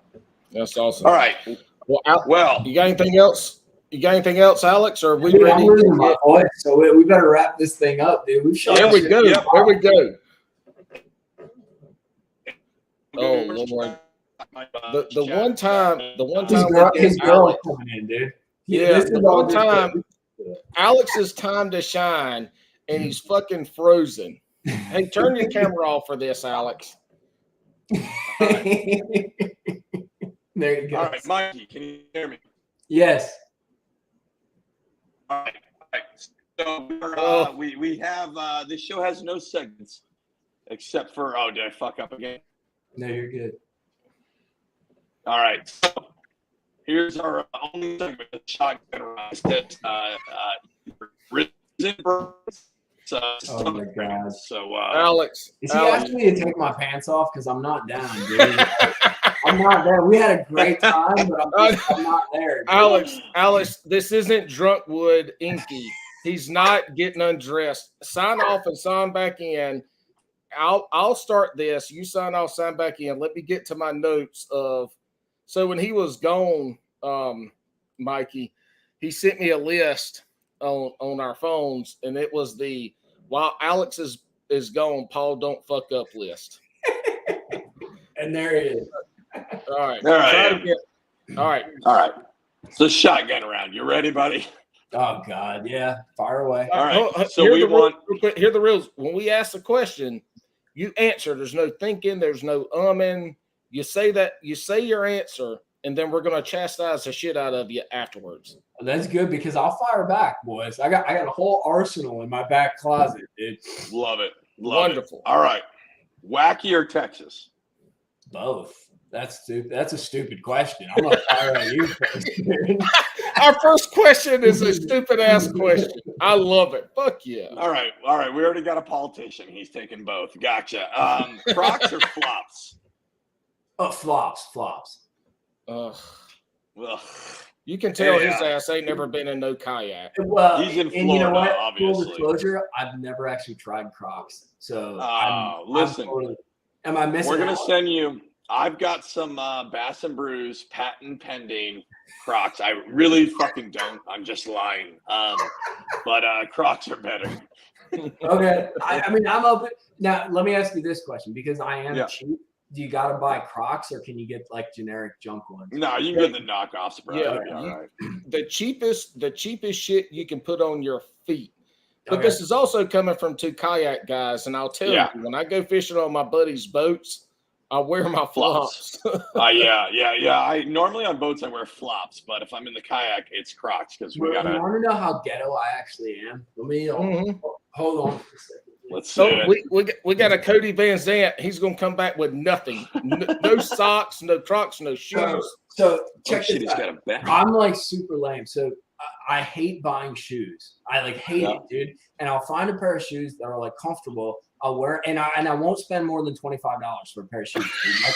Like kill me, you know? Like I'm not doing it, dude. Dude, it's forward-facing sonar, but won't pay more than $25. Dude, but you remember like Payless shoes and shit?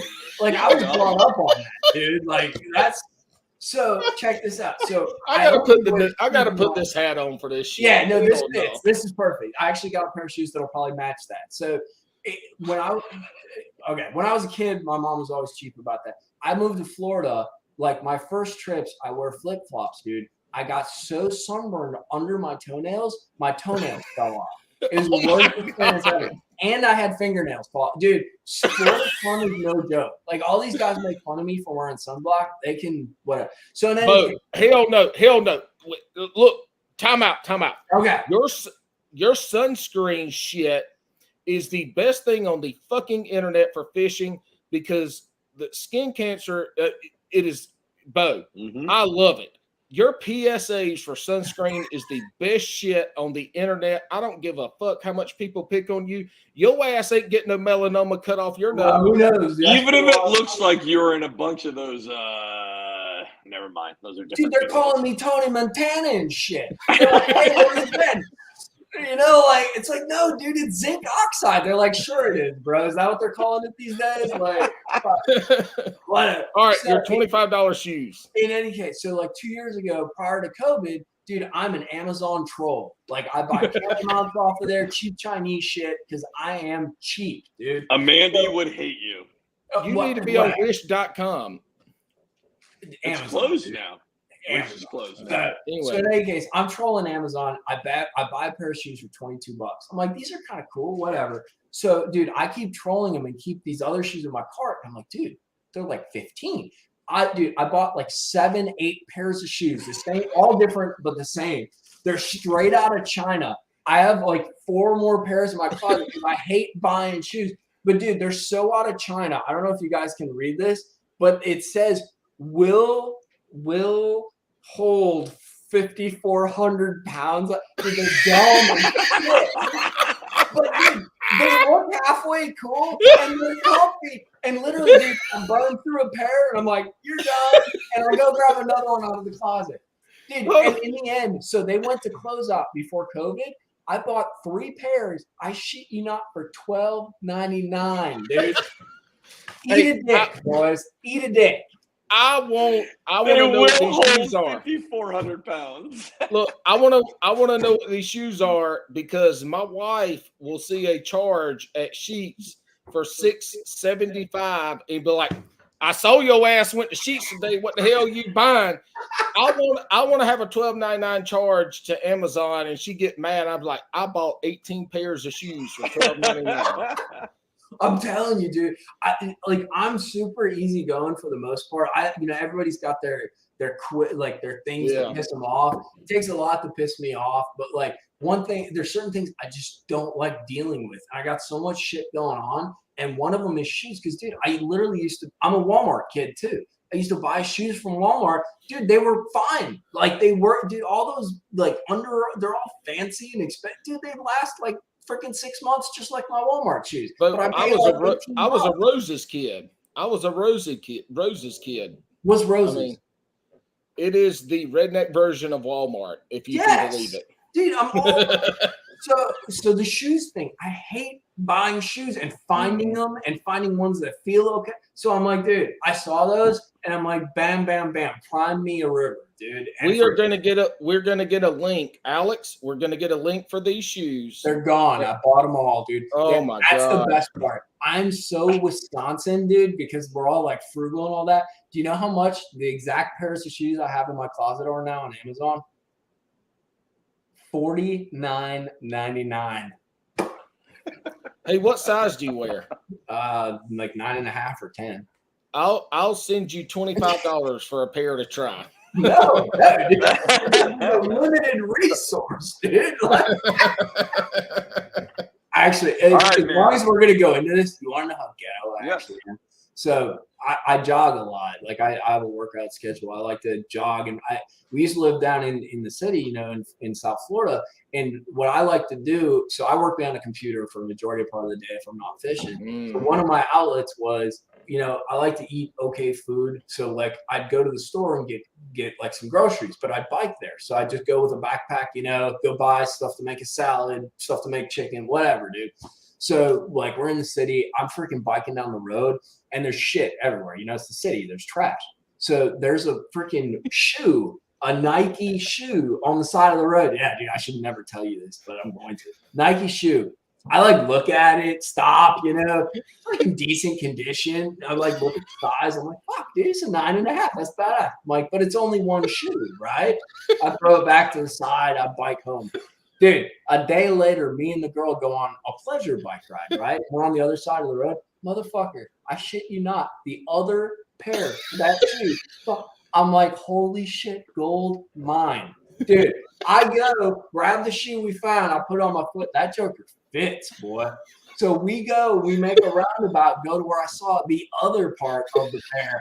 I grabbed that joker. I had running shoes, Nike name brand running shoes for 1.5 years, baby. How about it? What was your girl's reaction to all this? Oh, she's all about it. She's just as cheap as me, dude. I mean, isn't your relationship? She's like, motherfucker, why didn't you pick up that other shoe the other day just in case we found this one? Now we got to waste fuel to go find the other shoe. Yeah, but I mean, it was a part of it's almost like connect the dots, dude. It's like when you're about to win, you're like, holy shit, it's all coming together, right? It's like a Starlight, Star Bright when you get those last few to put in.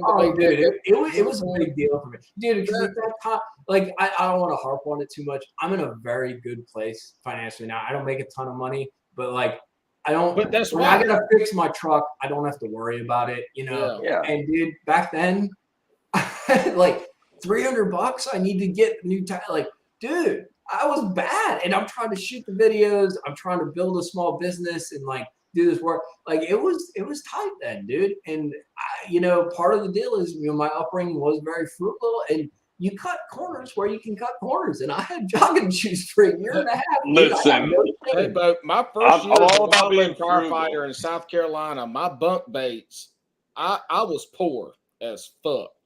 I didn't have no money. They called me Depression Paul. And it was because when we made sandwiches, I took my 2 pieces of bread. There wasn't no mayonnaise, no mustard. Like we had our own shit. Yeah. No mayonnaise. I put 1 single piece of meat. I'd break the cheese slice in half and put it on their side and put on their cattywampus. So at least I got a bite of cheese out of 2/3 of the sandwich, and I put it on there. And they would have like glasses of pickles and shit that would be done, and they go to throw it. I'm like, whoa. I'd take the pickle jar, and I'd rinse it, wash it out, and that was my cup because I had a lid on it, and I could use it not to do that shit. But I would go fishing. I would go fishing and catch a mess of damn fish and come home and cook the fuck out of them and show them boys how to eat in South Carolina. But yeah, they called me Depression Paul for 2 years because I was poor as shit. I spent all my money on my damn engagement ring for my wife. Matter of fact, money I didn't have. It builds character, dude. You know, you always remember where you came from and freaking what it took to like get there. Hey, absolutely. Like, it is I got a buddy that takes robo worms, and when the top of that robo worm is split, he throws it in the boat. I'm like, I'm over here in his boat. This is 2 weeks ago. This ain't like years ago. I'm over there picking the robo worms up and putting them in my pocket because I can snip that 1/16 of an inch off and use them robo worms at least 10 more times as long as they don't fall off. You need to get in my boat because I'm definitely an elitist now, dude. I'm fucking throwing shit out there. Right. But but I got max sense. I will start hooking from the back end on my drop shot. I mean, you know. But you can figure out some fun stuff like that. That's one thing where it's cool. Where I had a guy that he got a boat, and the guy had left some baits in it. And I shit you not, did you guys ever watch those old videos where I had the trolling motor on the John boat and catching the big one?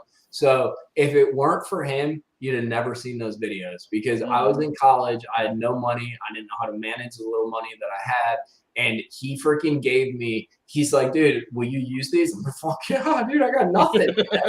And he gave me, it was like a box of, a Zoom Speed Cross. And they were in the most horrible colors, dude. Like some turquoise fucking rat shit color, you know, and like all kinds of garbage. And dude, I threw them religiously, not because I thought they worked, but because that was what I had, dude. And they worked. Yeah. They worked. And dude, if it weren't for him, those videos would never. 1% of the time does fucking color matter. If those bitches is eating, they're gonna throw anything you throw in their face. All right, let's get on. I totally scuttled your shotgun around here. You did. No.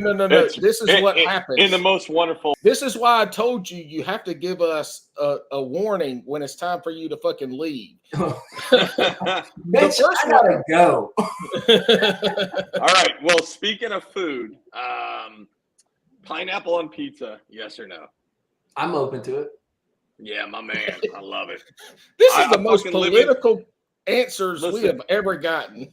I'm so relative. It's terrible. Listen, I live in New Jersey, and it's a home of pizza, and I will fuck with some pineapple on it. I don't give a fuck. No answer.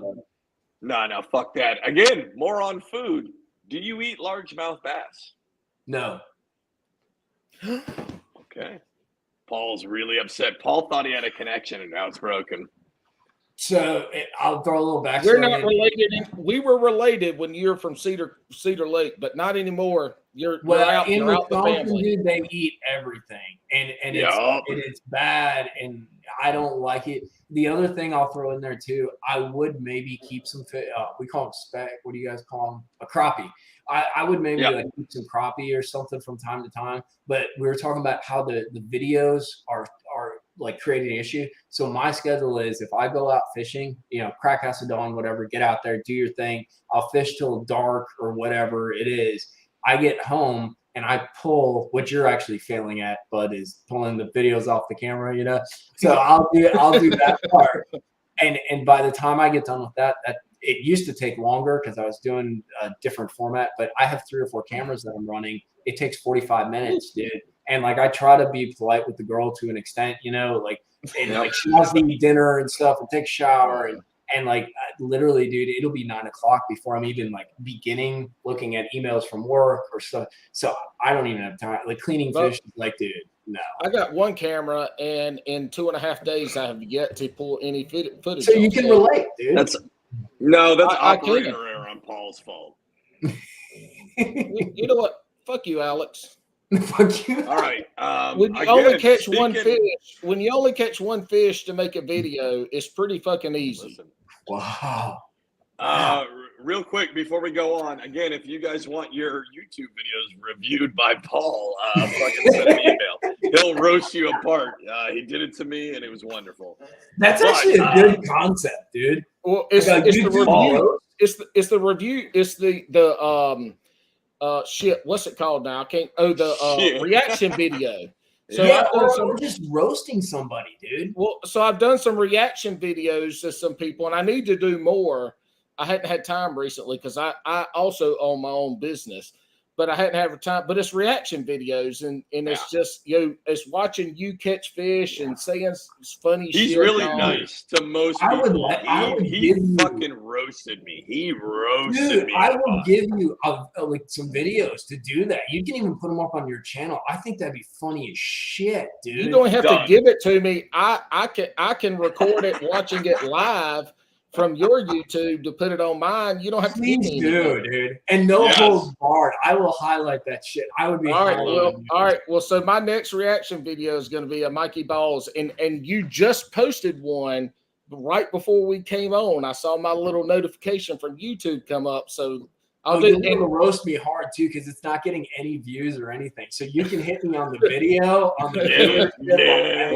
Dude. And it's something I don't watch it beforehand. Like when I'm watching it, it's real time. First time I've ever seen it. Oh, that's hot.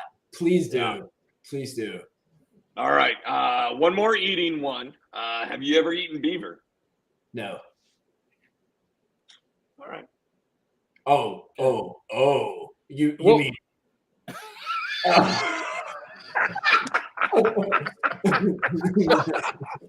No, for real though. Just so everybody knows, Mikey Balzz is episode 69, and he answered he hasn't. Been there, done that, buddy. Woo!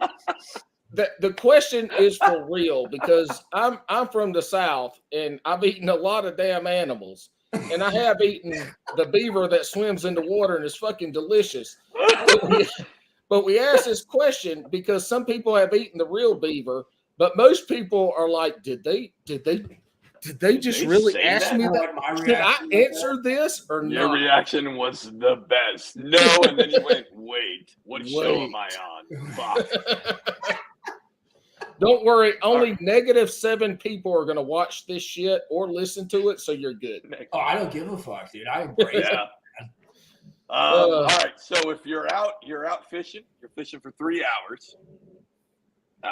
Would you rather have 1 7-pounder or 5 2-pounders? I think right now probably 1 7-pounder. That'd be kind of fun. Yeah, I'll take it. Listen, we've had a mixed bag on that one. That's usually the tournament guys. Usually the tournament guys want when we talk to tournament fishermen, they want the full bag, no matter what it is. So I like it. I've been catching a lot of chunks, like 3 to 5 pounders, and I think I caught like a 7. I caught 2 7s in the past 3 weeks. So it's actually been good because it's been fun for numbers and that. But like there are definitely some times in this area because I don't know this time of year I'm pretty good. But there's times of the year where I'm like, dude, give me a bite, give me a sign, like in that case, I'll take the 2-pounders because I just want to know what the hell's going on. I'll take a 7-pound catfish right now if you can give it to me. Yeah, dude, a shit ton of those jokers, dude. Those are the ones I need to eat. Dude, I have an affinity for catching some catfish. Like we get on some ledges, I'll be fishing with my buddy. He'll catch a 3-pounder, a 4-pounder, and I'm like, "Woo! I got one, dude!" And it's a freaking like 40-pound flathead, and I'm like, "Holy shit! Why did he like what?" So Sharon Harris is my main lake where I fish, and I'll get out there with a damn drop shot, catching bass after bass after bass, and then I catch one, and these are semi deep for us, so they're 15 to 18 feet. And when they're that deep on that drop shot, they're not coming up right away. The bigger ones, the bigger bass. And I'll catch a catfish. I'm like, oh shit, this is good. But now when I record the videos that y'all will never fucking see because I can't get them on the computer, I'm fighting. I'm like, damn, this feels like a catfish. It could be a big bass. Feels like, and pull it up, and it's fucking 6-7 pound catfish. It took me 10 minutes to get it up on the damn drop shot and shit. I'm like, you motherfucker! And it gets in the kayak and it's flopping all around and shit. It's just a damn cluster. All right, next question. All right, you gonna spend more on a rod or a reel? Reel. What? My man. This is surprising to me. Real. Okay. Especially the new ones, dude. Like you can fry the new reels like in no time, dude. Like it's like right now. I used to buy my 200Es, my Shimano 200Es, the Corrados, and I used to get them on clearance because they stopped making them. And I think I got like 5 or 6 of them for like $120. And now to get a reel that has the equivalent durability and lasting, like we're talking about a $250 to $300 price point. Yep. Like it's ungodly. Now, dude, if you fish a lot of fluorocarbon and low impact stuff, utility reels, you can get in at $100, $120. But like the moment you put braid on it or try to do something like intense with it, them jokers, you give them 6 to 8 months, dude, they're dead. Wow. All right, Paul, did I miss anything before we get to the last one? Hold on. Let me get to my Paul Don't Fuck Up list. I don't have my fucking notes up. So, Mikey, slow jams or hype music?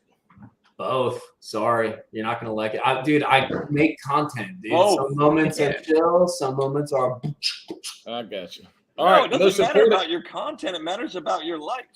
Are you more slow jam or hype music? Yeah, dude. But I'm all over the. I'm manic as they come, dude. Like my life is literally like 100 miles an hour, 0 miles an hour, or high intensity, 0 intensity, or everything's great, everything's shit. Like it's such a freaking roller coaster. Hey, that's who I am. And to quote Joe LaBarbera, I have ADHD, and it has not been diagnosed, but I know I have it.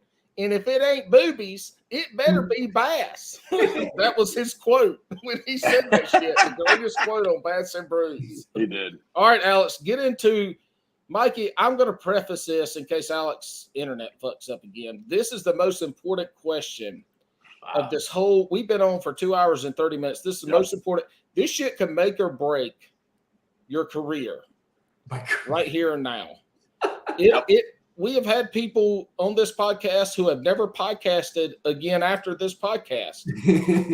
We have had some people that are lucky to still have a podcast that we'll get into. They shouldn't, though. That probably should have ended it then. But Alex, take it away. All right. Every fisherman loves a sandwich. What are your 3 favorite sandwich proteins? Like meat? Protein. Yeah. It has to be a protein. Okay. Not all meats are proteins, but not all proteins are meats. Okay. I like cheeseburgers every once in a while, so I guess it would be like ground beef. Okay. I like turkey sandwiches. I eat a shit ton of turkey sandwiches. Nice. Fuck yeah. And then I guess for the sake of diversity, you can never go wrong with a classic tuna sandwich. Except I think you're the first tuna because you guy. might have carp in that one. Yeah. I love it. Listen, Mikey, we've had cheese, and our buddy Bailey told us spinach. Yeah. Oh, spinach sandwich would be good, like spinach and mushroom sandwich. I'll be honest with you guys. I eat some real non-man shit. Fuck out of here. No, dude, I eat bitch food, dude. Rabbit food. Like, I have a weird diet, but part of it is like I want to feel good and stuff like that. So I do eat some weird stuff, but simple stuff usually. Well, you said mushrooms. That's a protein. Spinach ain't a fucking protein. Yeah, it's not an as addition. much as some of those other things, but like, yeah. Well, tofu. I'm not a big fan of the tofu sandwiches. That's a little much. Ugh. Ugh. Ethan, Alrighty. 2 weeks ago, what did he say? Goose jerky or some shit like that? It was fucking phenomenal. It sounded great. Goose jerky. So as long as we're doing food, I'll tell you some crazy shit that I ate that was really good, and then I got a roll. But my girl likes all kinds of like different food. I like different foods too. She took me to this Vietnamese place, dude, and we used to have a really good Vietnamese restaurant where I was in Fort Lauderdale, and we've never really found a comparable place, and especially in Alabama, I'm like, we're not gonna find it. So we go, and I'm looking at shit on the menu because I don't eat a lot of like carb stuff and that. So like going to a freaking Asian place is like kind of hard because everything's noodles and rice and shit. Dude, they had green papaya salad with beef jerky. What? I'm like, this is my life, dude. It's literally like, you know how they cut up carrots in like little spears, like shredded carrots? Dude, it's green papaya cut up like that and literally just beef jerky sprinkled in it. And then it's got some like soy sauce freaking dress. It's the shit. It's everything that I ever wanted. It's like a fruit, vegetable, meat freaking done and a big old pile of it. I'm like, this is the shit. I'm in. All right. Anybody you want to shout out? I know, but you know what? I do want to say thank you guys because I've been on a lot of podcasts. This one was fun. I had a lot of fun hanging out with you guys, and I like the no bullshit. Like, it's cool to talk about a wide range of topics with guys that are. I would say this with I don't know, with intelligent, like, but not even intelligent, but like you guys are open and have a lot of different perspectives, and I like that because I learn a lot from it because I want to get stuff out of the shit that I do, and having these kinds of conversations is a two-way road, dude. Like it's cool to have these conversations because I'm gonna go work actually for a while, but then I'm gonna go to bed. I'm gonna think about this shit and I'm gonna take something away from it, and I appreciate that. So thank you guys for having me on. Well, thank you, and I think really appreciate it. Yeah, really do. And I think the best thing is when you're thinking about us.